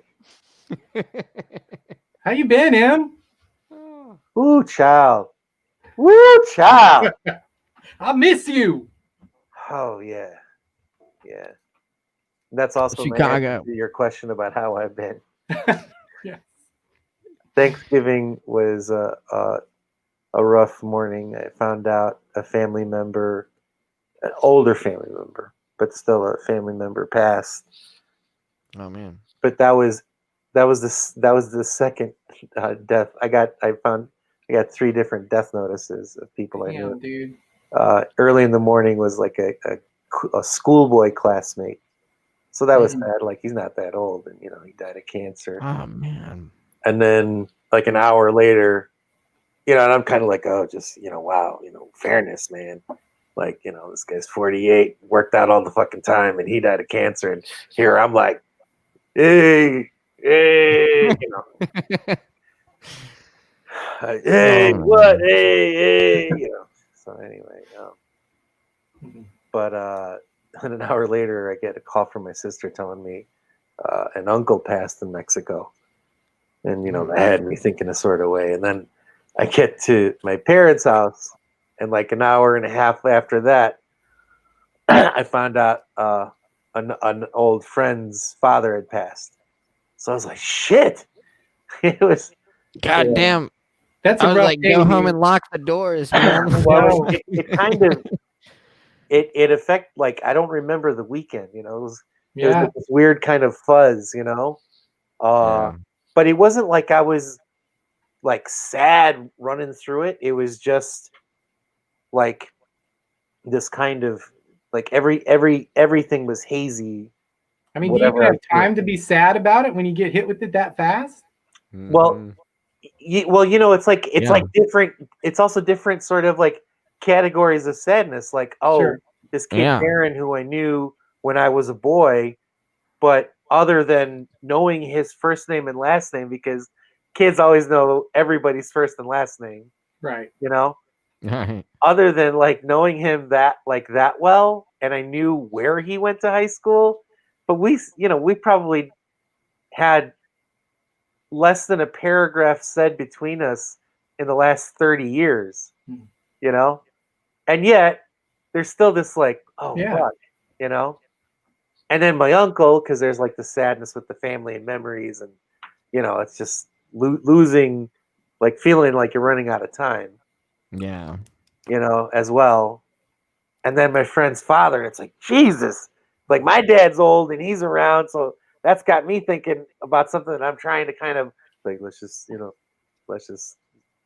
he's healthy now, don't start freaking out, and just all this, and then so it's like, but Monday was the funeral for my friend's father, and hearing him, it was like the official eulogy, but the priest gave his homily, and it was this it started out really kind of like, oh man, I've heard this homily before. For those of you who aren't Catholics, the priest will have his section of the mass where he reads something from the gospel, and then afterwards he has a chat with the people in the church and discusses like whatever he thinks the passage was about. And typically it's going to be a lot of like more religious indoctrination, and maybe like a sports joke or a politician joke thrown in to like let everybody know he's like, hey, you know, I'm still down, even though I'm a priest, you know. But this guy starts out like that, and I'm kind of like, all right, well, I'm going to tune this out for a little bit. I'm going to go back in my, you know. But then he starts talking about Mr. Corrigan, and he switches from this like, you know, I've heard this priest bit, you know, my whole life, and to like, oh, okay, you're kind of this dorky guy, you know, you're this humble sort of, you know, self-effusive, you know, like, I was, huh, because like first thing he says, like, you know, Mr. Corrigan used to come here, you know, without fail every Saturday for a 5 o'clock mass. I don't know if he liked me, you know, you know, and like people like had a little chuckle, you know, but you know, and then he goes into this lovely little eulogy about Mr. Corrigan because he does know him, Mm-hmm. you know, so he says all this thing, and a couple times he was like getting choked up, but he used his life to explain the gospel section he had read. So it was sort of like there was still this like religious tie-in, but it wasn't the indoctrination type of homily. Right. It was like, you know, for me, this guy still is like, you know, one of us in a religious way Mm-hmm. is how he's living his life also, you know. So just like that part, and then his daughter gave this like beautiful, amazing eulogy, and it was just like she kind of helped me like think about this guy's life and totally kicked me out of the sadness I was in and just was like feeling inspired by, you know, what they said he done. He was a Chicago Fire battalion chief, and his father before him was a fire chief in Chicago also, you know. Far out. And you know, and he like had done all this other like stuff with like his community and with his family, and you know, just like, but also just like, you know, a regular man's life where, you know, he's either living somewhere else or he's a grandpa who fucking walks his kids everywhere, right, and walks his grandkids everywhere, and you know, tells stories, and you know, like wants to be involved in his kids' life versus like, are you old enough to talk? Okay, you know, come over Right. here. Yeah. Now you're old enough to follow directions and, you know, do shit for me.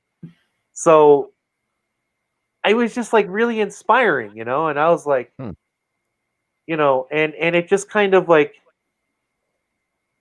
I said, the sadness was able to kind of go, you know. I mean, when I think about the three different people and when I think about that day, I feel sad, Mhm. but I'm not in this like stuck sort of fuzz. Yeah, you're not being crushed by that funk. Yeah. Yeah. And it was like straight up like, wow. And I like left feeling hopeful. That's wild. And like motivated, you know, like, you know, and like the next day a friend of mine saw me, he's like, hey man, you look good. And I was just like, thanks. You know, like I didn't have anything like cool on, you know. It's like I had on just a hoodie and jeans. So and I was like, well, you know, I have been losing weight, but now I think it was not any of that. It was just like, you know, I had this fucking. You had a light on you. I had a light on me. Yeah. So. Oh yeah. So that's how that's a better answer to how it's a wild week. Versus, well, shoot, my condolences, dude. But you know, yeah, hugs. Glad you got a little catharsis, at least a little moment of that. You know. Yeah, it's good, man. Something. Yeah. But shit, man. Yeah, and shit. Last time we had you on, you were just talking about how much you hate Thanksgiving. So, Yeah. There you go, man. point proven. Anyway, I guess you probably haven't had much time to write any poetry, or have you been able to turn to poetry in this moment at all? Not really. I think I think I recorded a couple of lines here and there. Hey, that's something. Yeah, yeah, it was honestly more just like, yeah, I did two things actually. This is funny. I did two things. After death number 2, but before I found out about death number 3. Sorry, I'm laughing. It's I know. so ridiculous. Crazy things to say. That's the sentence Yeah. I use. Hey, life. Hey, life. Hold on a second. Hey. Jeez. So before number 3. So before number 3, yeah, I was looking on my Instagram and this woman I met last year, her and her husband, I met them really like randomly, but found out that she's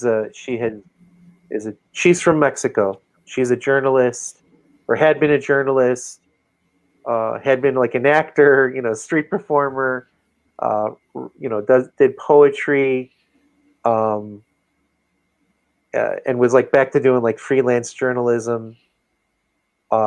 And her husband, who's from Chicago, but also like has a lot of like New York roots. They met in Mexico because he was like raised half his life in the Yucatan because his parents are like anthropology professors. So every summer they live in a Mayan village.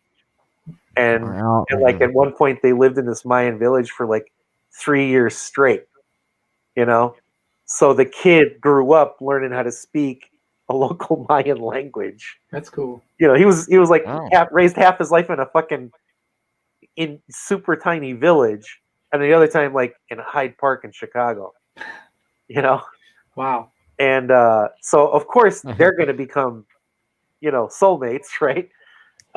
And they were passing through Chicago on their way back to New Mexico. And soon after they get to New Mexico, they're like, "Hey, we're pregnant. Yay." And then of course it's the same year as the pandemic and all that stuff. But they're close to having the baby. So they were, but Incarni is the mom, the soon-to-be mom. She's been practicing yoga throughout the whole time. So she poses with like being really preggo in like a handstand. And I'm like, damn, good for her. I was like, wow, but then I was just like, wow, this is like so beautiful though.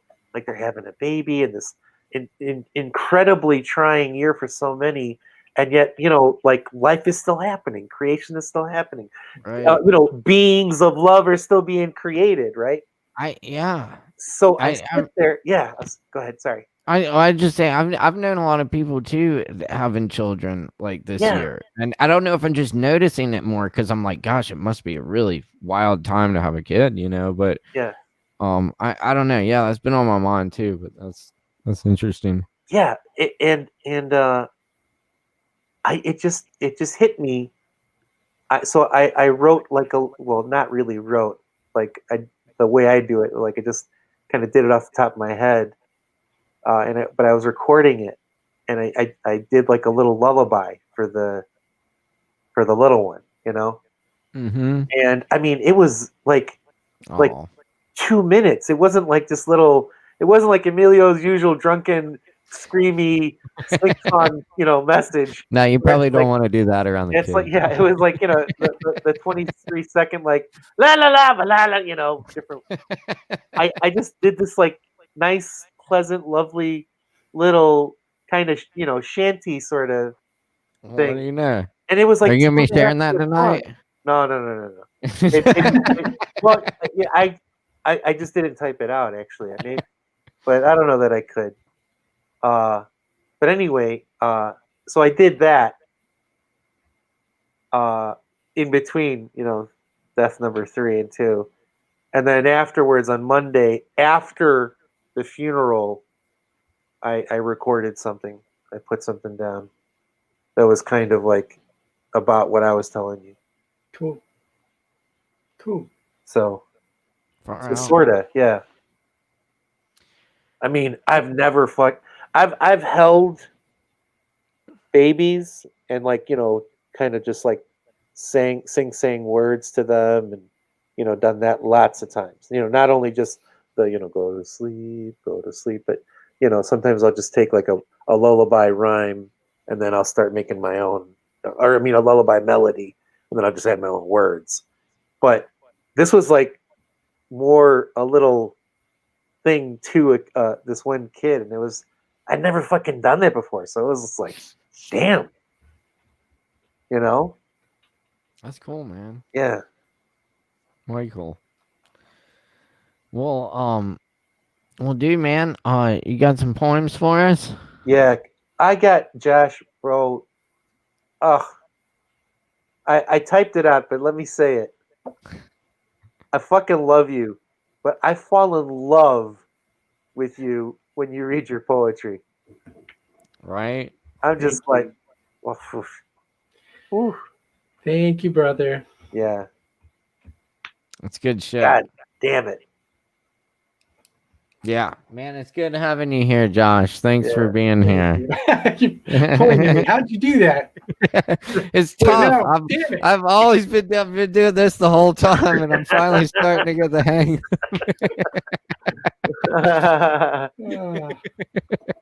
Hey. Oh shit, man! It's good to see y'all, man. I look forward to getting together with y'all in the non-virtual realms, and hopefully here again in the virtual realm very soon, because it looks like it probably, unfortunately, will be a little while longer till we can get together. Fuck this shit! All right, we're all going through it.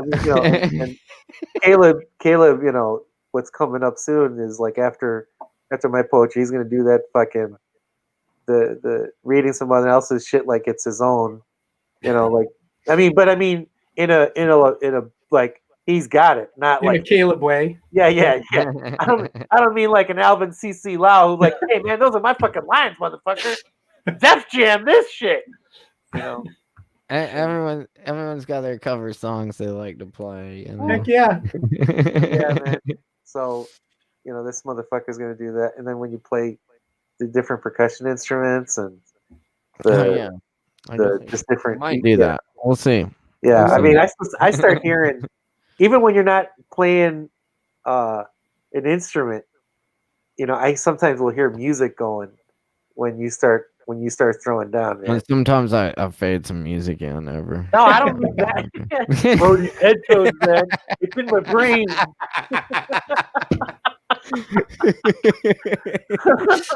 What music? Yeah, man. I'm not Chong, I'm Cheech. Oh my god. Well, no, thank you. I'll take that as a compliment. Thank you. Oh yeah, motherfucker. You're the man, Emilio. All right, dude. Let's do some poetry. Jesus Christ. Damn it, it's good to see y'all. I could do this. I could do this with y'all all night, but we still have people tuned in out there across the world watching us right now. Poor people. Actually, To watch it. So, Amelia, man, you got some poems for us. I'm gonna turn it over to you, but I do want to say thanks to Josh for being here tonight again. Yeah, buddy. And yeah, y'all fucking rock. Love you guys. Love y'all give it up Emilio. for Josh, and then now give it up for Emilio Maldonado from Chicago. Thanks, guys. Woo!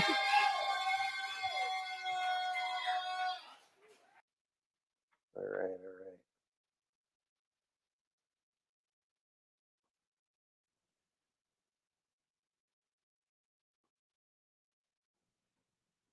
Wish I had someone who'd give up their life for me. Someone who'd go against doctor's advice, lose touch with their parents, and make excuses to not hang out with their friends over me. I want someone to find me people to play with. Someone to make the phone calls and the introductions for me, apologize for me, insist for me. I want to find someone to do this poetry with musical instruments, with musicians playing musical instruments. Trying to find some connections, some art, some electricity. Trying to find a way back. He didn't know it, but he wanted to live and die like a jazz musician for a long time. Names. When I say your real name, I'm not me. I'm greater than. I'm an aventurero. I'm a world traveler, speak multiple languages, and my beard looks good. When I say your birth name, I am aroused by what I have captured. What is mine and screams my name, barely whispers to only me. Your skin isn't from here, I say to myself. Your eyes, shaped as such, the way you move comes from a better place and only I see it. Your smells and curves take me away, God help me. But then I say your other name. The name you work with. It wears pink Cubs hats and drinks PBRs. This one reminds me that I need a shave. I can't escape the well-lit mirror, having traded in for the plate glass reflection of smoke that was only there in daydream. I'm a scoundrel. You don't see me. You see my wish, my hope, my effort. Please, God help me. I gave up on altars and temples years ago. I'm now on a pilgrimage. Estoy de rodillas, on my knees, baby. We will break each other's hearts. What is courage? I promise to see all of you, baby. I smile softly thinking of you when I ride the bus. I whisper your name to myself when I walk through the city.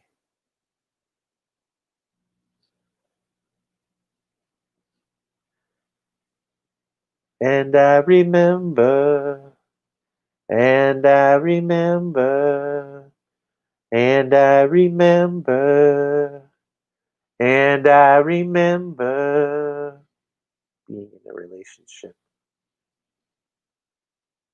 This is for Howard and Josh. Monday night. Corazones, tambores serenade, mis noches, mis héroes, niños asesinos, niños lindos, niños matanceros. Boys, go, drums, beat, over and over and over. I'm riding inside. I'm fucking fertilizer. Young boys go to kill other boys, boys into murderers. Murderer! Bizarro golems run things. Clay death, cold, damp earth, penetrating every hole, every outlet. Heavens above, indifferent as ever. Pinche space god hammered on a wall. Drunk off incest. Scimitar for scratching stars out of the light bright sky. Carbon steel. Life, concussive, destructive. Life-rending life. Beating drums of waves, of storms, of mountains falling into seas. Blue-eyed youth falling down, bouncing off pavement. Trees falling in syncopation to the spherical orchestra of evaporation, decimation. Ya no más pa' ti, güey.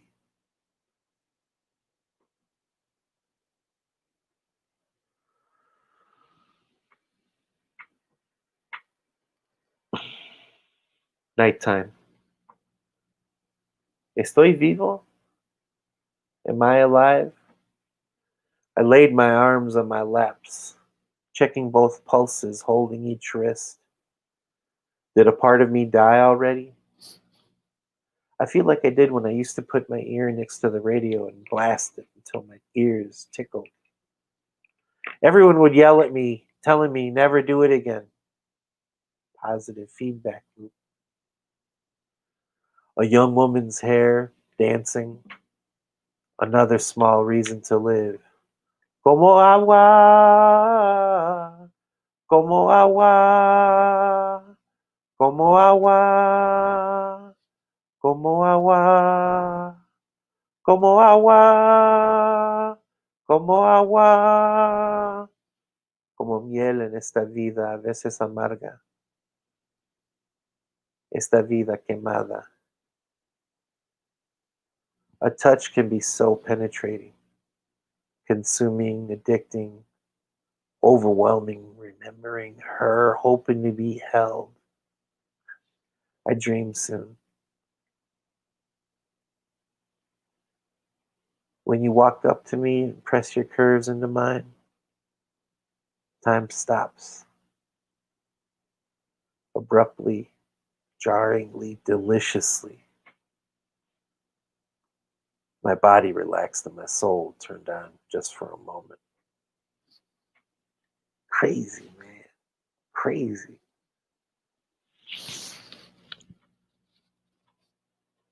Super nigga, I'm a little skinny motherfucker. It's all about who gets who first, though, you know what I'm saying?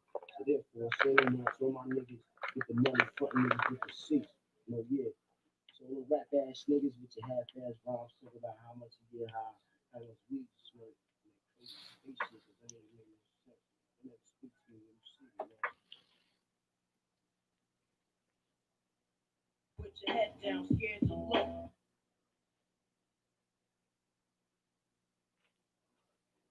Sorry.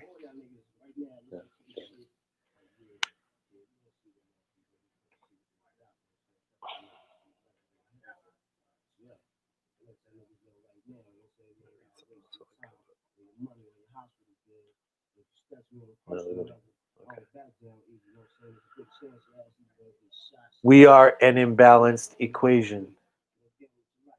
We don't speak in magics and witchcraft. Sacred geometry tattoos embarrassing you every time I pay for your drink. We are unbalanced, slightly off true. Fantasy holds less rejection than us, our lives mucking up the clear waters at the edge. Is this why I feel jealous instead of indifferent? Guided meditate somewhere else. I clutch to this native pain. I'm done with dreams for now. The rainbow is some book or poem I read. A place I could never roller skate at. A bar I pissed myself in. Wrote on my hand because I die if I forget to tell you another thing. To make promises I'll never keep. Whisper my secret names to you prematurely. Basura. Fantasmas. Fantasia.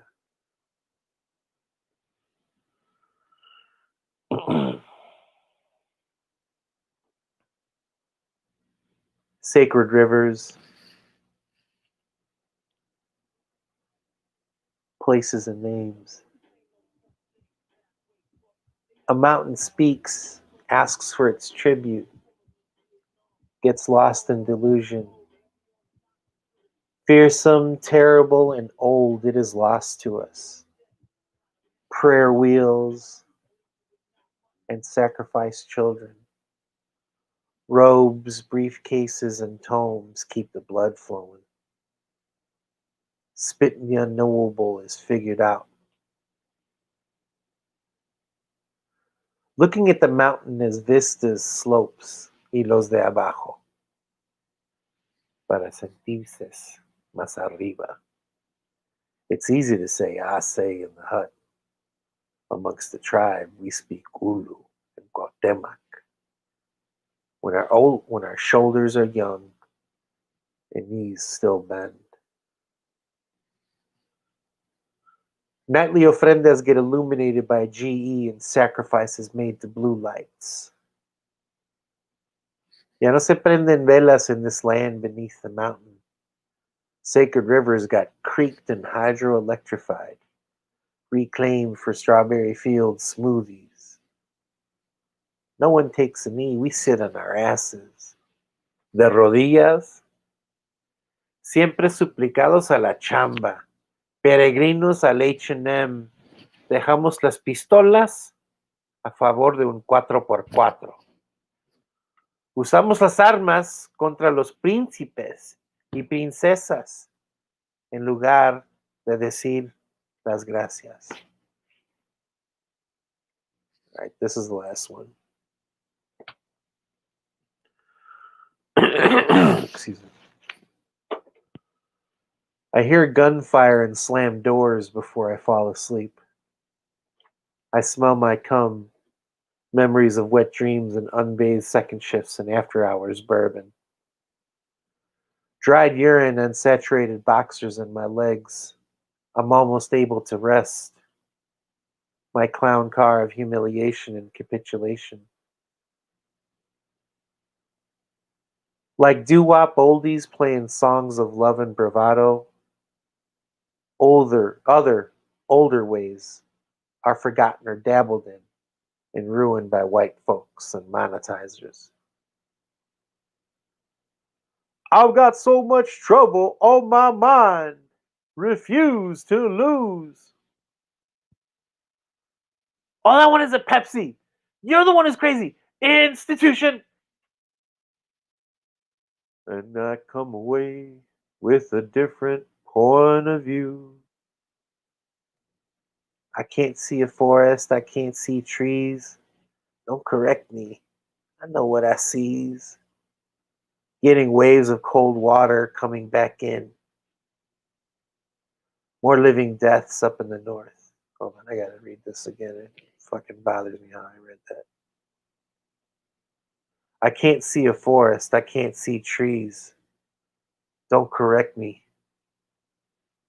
I know what I sees. Getting waves of cold water coming back in. More living deaths up in the north. Dormancy and cycles. Gray skies. Can't rest. Rotten teeth. Stink. Don't kiss deeply. Broken dick. Don't fuck.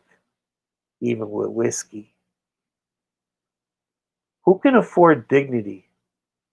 It's these classic movies of heroism and cleanliness. Here there's filth and heat. My thesis will never get defended. I parked my car on a sidewalk. I limp now. How much more of this? How much more of this? How much for all of this? Yard sale, cast off soul. Can I get a Band-Aid? Can I get a mojito? Otro baile más? Dreams are taunts sometimes, my dear. At least I can't touch dawn. At least I can't fuck up a sunrise. So far. Thank you very much.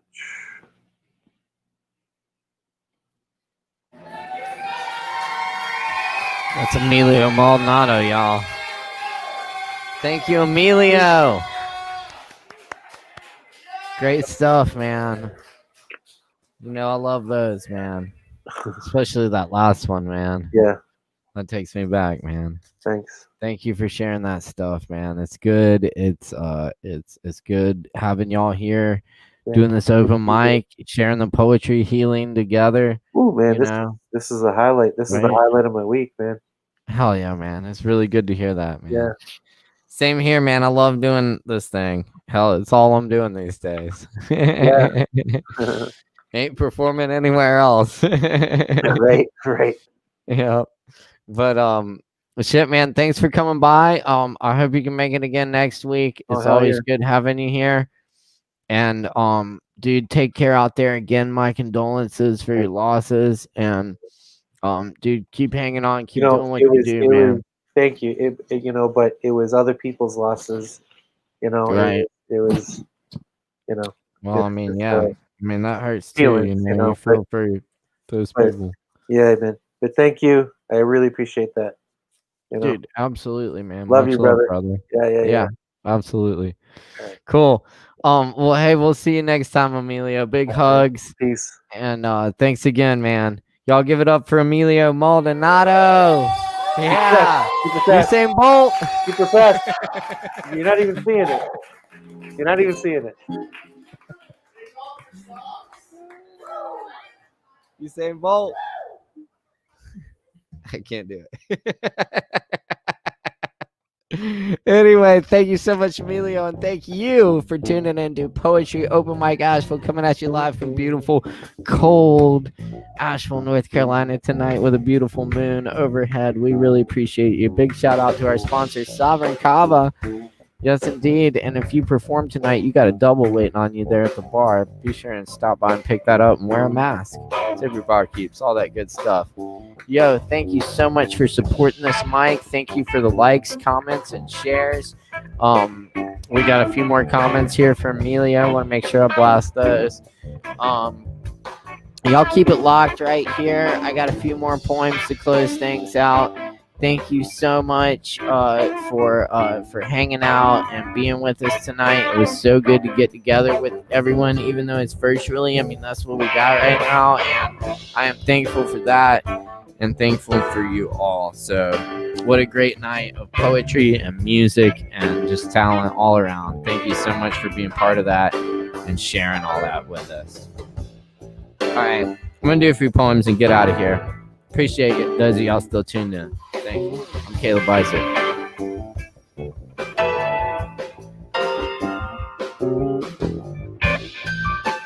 Beside the blue highway of death, baskets full of tomatoes rolling upon an open road, green flaky boards, and on the back of the truck sits a shoeless boy, holding on with one hand and eating a tomato like an apple. The juice and tiny seeds on his white t-shirt, slight smell of dust as they go by. The chicken truck is a pillow fight, trailing tail feathers that drift to the ground slower than the rocks and straw and slower even than the dust kicked up by the truck. In Kansas, it's lucky to see a hill. If you don't pay attention, you'll miss them, but they're there. My watch doesn't seem to work out here by this roadside truck stop. I've nowhere to be, no cargo to pull. Eating a surreal pimento cheese sandwich. A station wagon rolls by. Young woman driver, carefree, looking preoccupied, eyes the color of sky and thick-rimmed glasses. A black dog in the back looks at me as they go.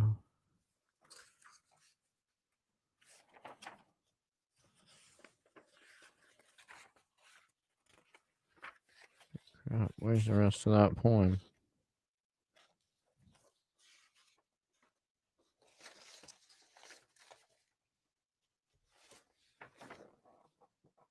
I watch until they become fragments of their horizon, then disappear below it. And slowly, I take another bite of the sandwich and chew it. All right, I'll work on that one. This is Epistle to a Spacecraft. Dear Kepler, wheels of your instrument become rigid and immovable. Your picture stops returning to us.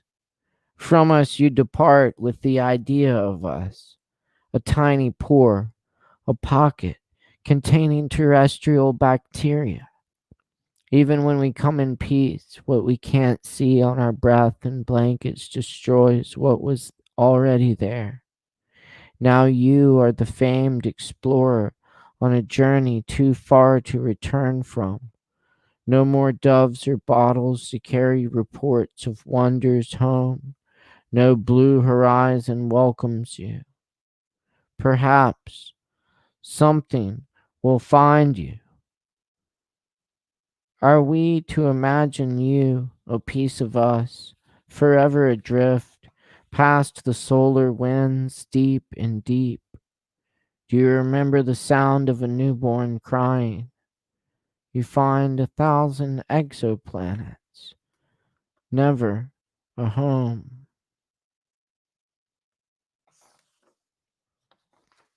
Sliced.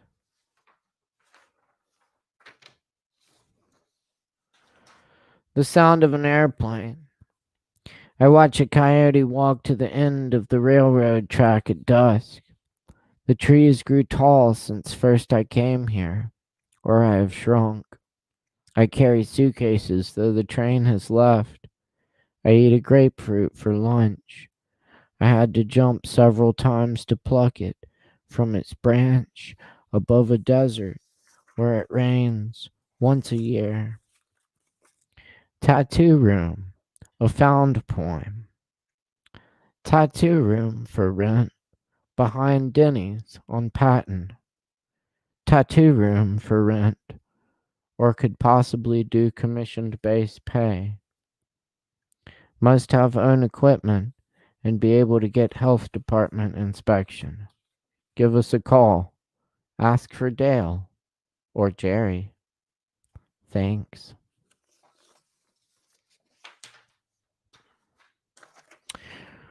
Worker.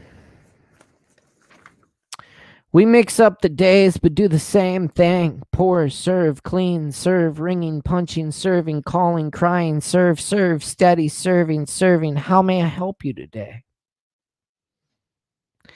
Pay the piper, pay the hitman, pay the teller, pay the captain, pay the workers, and tip them more so they can pay the few who keep the profits and the years. The working, serving. Get time off work so I can find some time to work.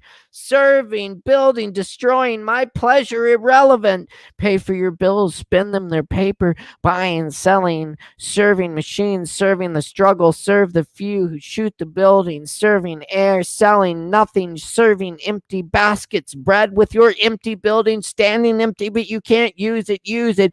Building, serving, no purpose. Serve, sink, wash, drain, ditch, power, stack, coal, sky, ash, water.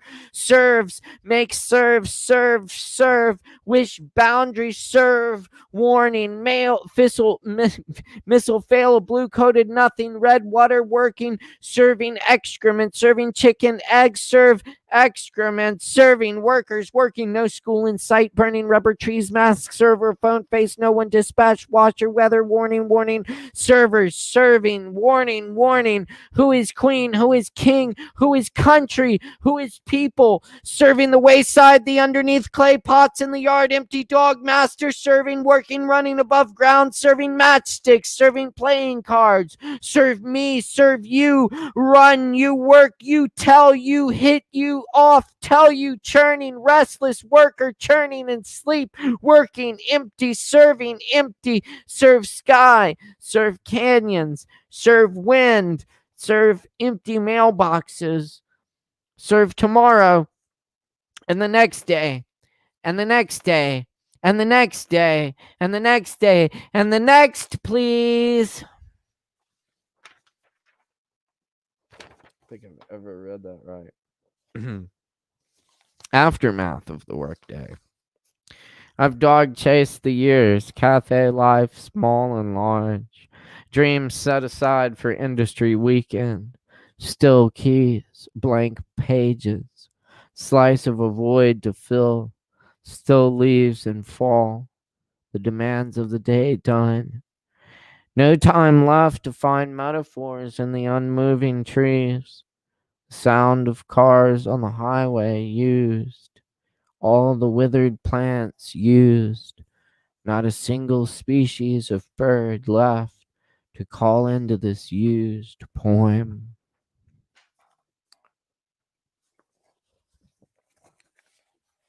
Just got a couple more here. Blinking my eyes and seeing the future. I can see the regulars turning into chickens as I stand in line. Not really a line here. You just make your way to the front when you know what you want, dodging elbows. A mirror window on the wall by a door. A gizzard dinner for $6 with a white marita roll. Slaw and hush puppies. Enough grease to run a charter bus. The way they like it in the South. Born into it. The cashier's from Fayetteville. No cards, no change. Extra tater salad, 60 cents. Sweet iced tea, $1.25. Man in full pinstripe suit with large gold ring on his pinky. Customers greeted by name. Behind the mirror glass is a man with a shotgun. The people go in and out at Price's Fried Chicken Coop. The food is like mainlining God in styrofoam boxes. In the back, they hack up the chickens.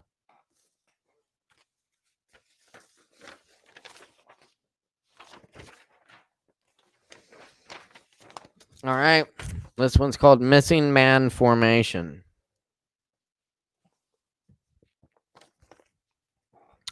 The merchants have sold the seas. We awaken with beer case wonderwise, crawling in daytime ivy over voids of lipstick, cross country down in the Great Lakes, flocks of lullabies lost in cloud animals, restless yellow ducklings, fiery wolf dogs. Look up cautious the trail, even blinking fast cord ride, strip poker chips collide wildly. Turning up the avenue, smokers rest stop wash of highway gone by, every minute without me, without you, long far away over mountain and desert, skilled insect palpitating, sunset rapture, late woven moonbeam chrysalis on the horizon. Eyes gleam. Every starry field of decay and wonder. Like leashed dogs on sidewalks licking water, copiers and useless machines buzzing traffic light, green wrapped around cars and phone poles, and light fired eggs whistle sailors, blue captain's hat cheese, summer sun running around lips of the ocean, white peaks amazed by centuries of star child, bright eye and corn mazes, set for winter by bedtime old friends sick shit eating the eyelids, basking in the captain's robes, not waking up for mockingbirds and seasons homes, olive pits, cherry stems, whiskey glasses, melted rock peacocks in the garden, purple umbrellas and teacups.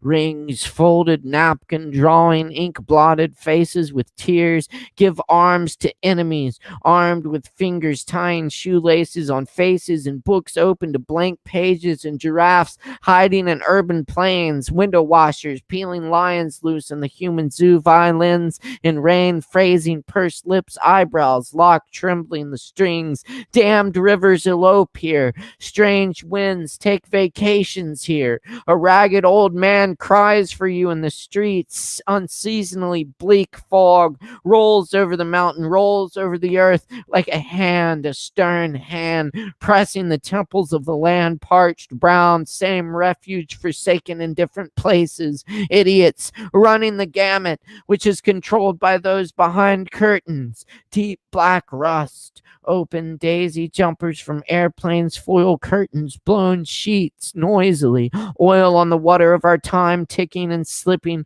through branches and buildings on seminars of lakes surmounting storms, vicious summer eyes in the rainstorm, everything covered in tears, stars settling into night, day, blackness gone by children telling us who we are, telling to their mothers the stories of the generations, coming again, returning, drifting out, returning, going again, the wayward wanderers, lost friends in old furnaces of blue love, framed caretakers tending the embers until the children arrive at our ruins. The ghastly light breaks over all that can be seen, and the song of a single bird from the fractured slabs of concrete, the rough monoliths and crude altars, mossy with gray tires and bags of nothing. The song, unnoticed by the day, over the great hills, the water falls away. The bird takes flight, dropping a feather. It's a poem about a bird. I know, whatever. It's out of style to write poems about birds, but I mean, unless you mean it right. I mean, haven't birds always been one of the most inspiring things to humans?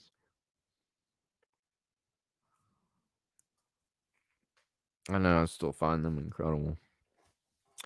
I'll leave you with I'll do this bit of Whitman since we were talking about Whitman tonight, and leave you with some Rumi. Are we good? Good. All right.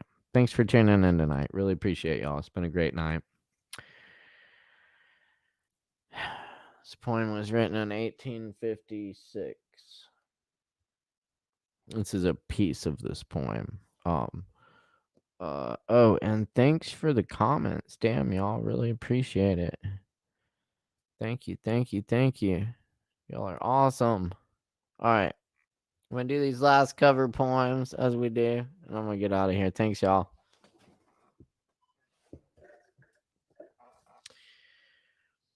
This is from Song of Myself by Walt Whitman.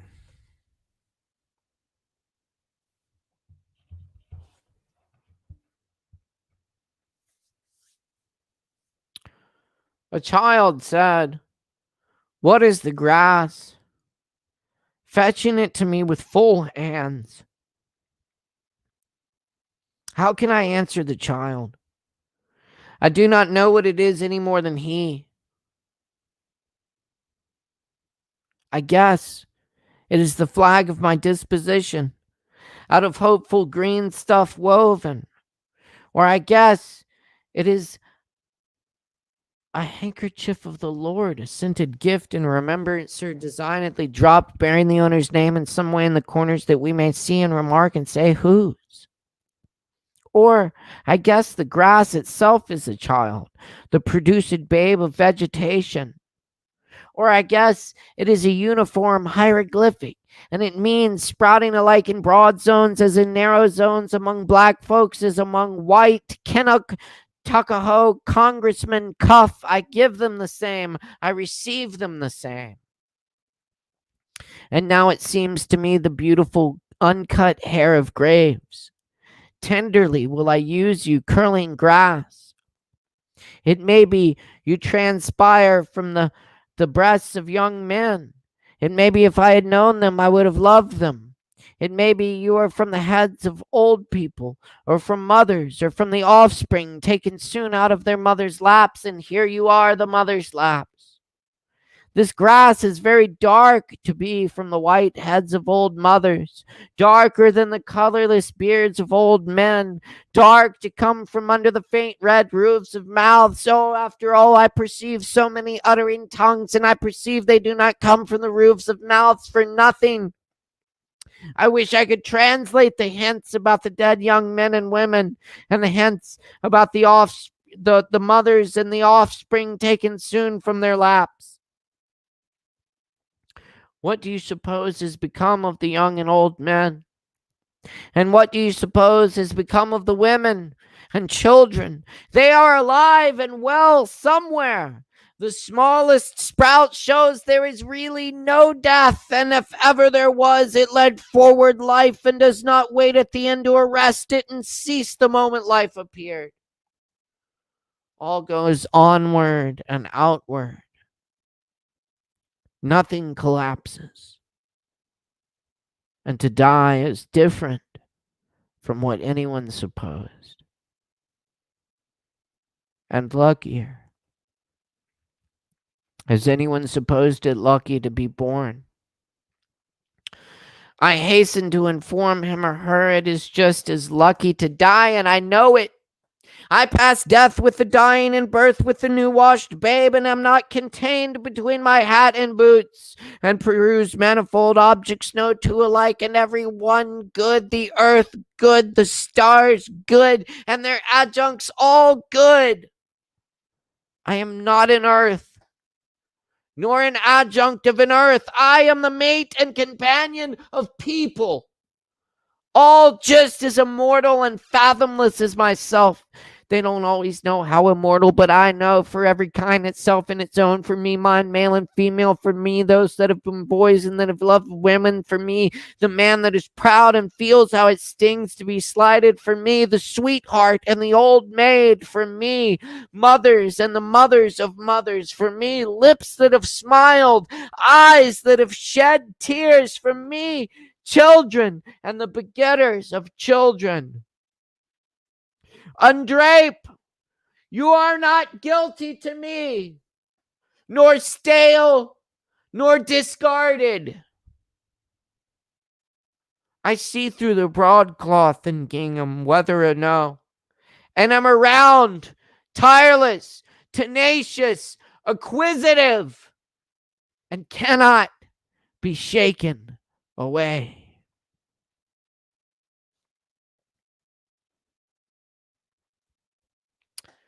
That's some Walt Whitman for you. And I'll leave you with a little roomie. Thanks for joining us tonight.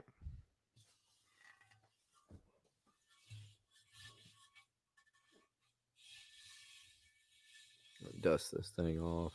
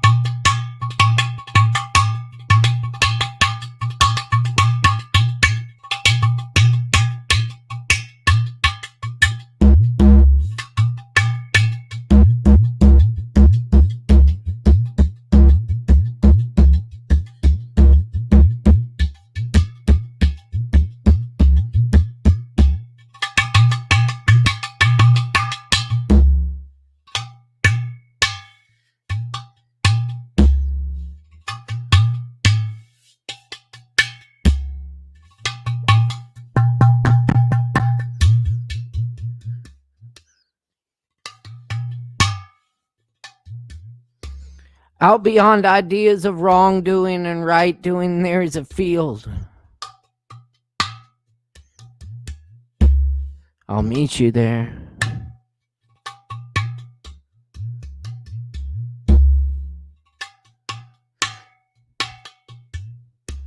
Out beyond ideas of wrongdoing and right doing,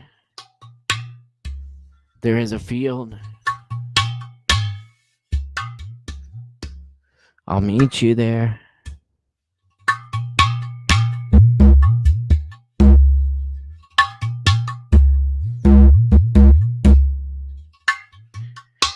I'll meet you there. I'll meet you there. Out beyond ideas of wrongdoing and right doing, there is a field. I'll meet you there.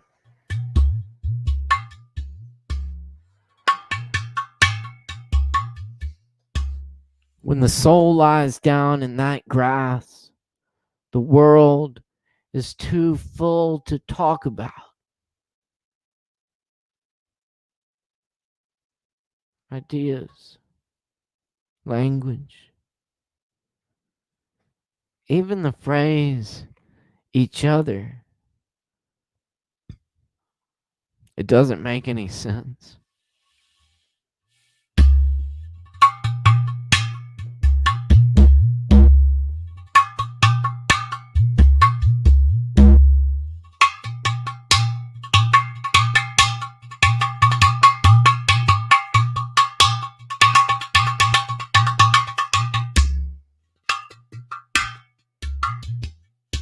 It doesn't make any sense. It doesn't make any sense. Out beyond ideas of wrongdoing and right doing, there's a field. I'll meet you there.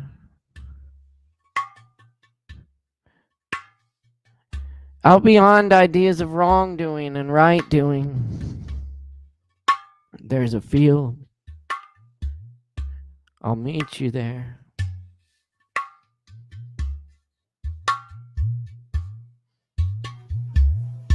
Out beyond ideas of wrongdoing and right doing, there's a field.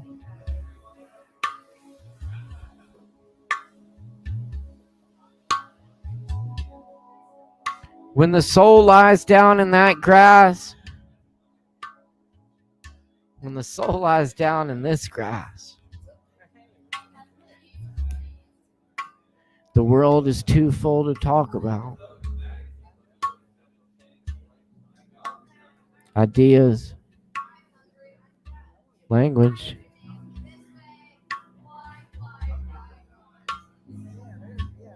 even the phrase each other.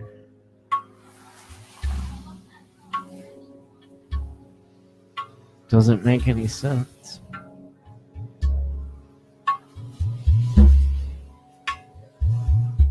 It doesn't make any sense.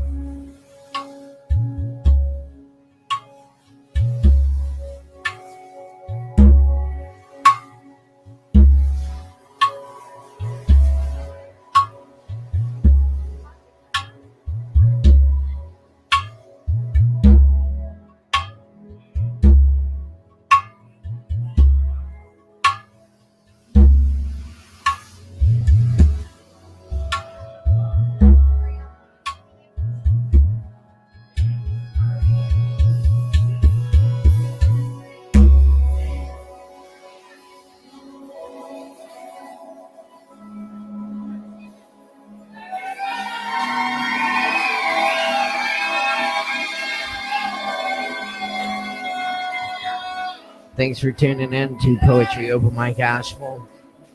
Thank you to all our performers tonight. It's been an amazing night. Thank you for sticking with us. Thank you for all the comments. We really appreciate them. Thanks for the likes and shares. Y'all tune in again. We're here each and every Wednesday night, 8:30 Eastern Time, U.S. And hell yeah, thank you. Appreciate the comments. Thank you to our sponsor, Sovereign Kava. And you can sign up every week in the Poetry Open Mic Asheville group on Facebook. We invite everyone to come share with us, share the poetry, and everyone who came tonight, please keep coming back and doing it with us. We have a lot of fun here. It's my pleasure to host this thing. My name is Caleb Beissert. Morgan Beissert is our technical producer. Sovereign Kava is our sponsor. Our theme music's by the Lactones. And we'll see you again next week. Thank you very much. I'm signing off. Y'all have a beautiful night. And stay safe out there. Take care.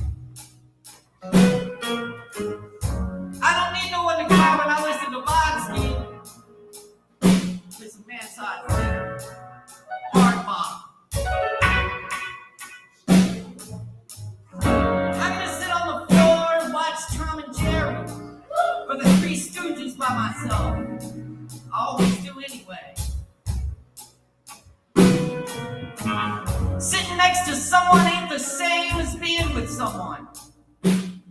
Trying on hats, having a lemonade.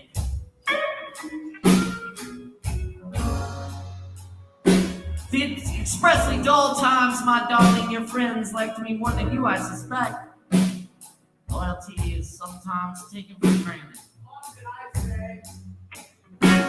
I'm gonna sit on the floor and do some caresses to the rug, get my fingers vibrating. I hide a bottle of brandy in a jacket pocket. You find strangers' lips ready and warm. I promise the phrase "you should" has been 86 forever.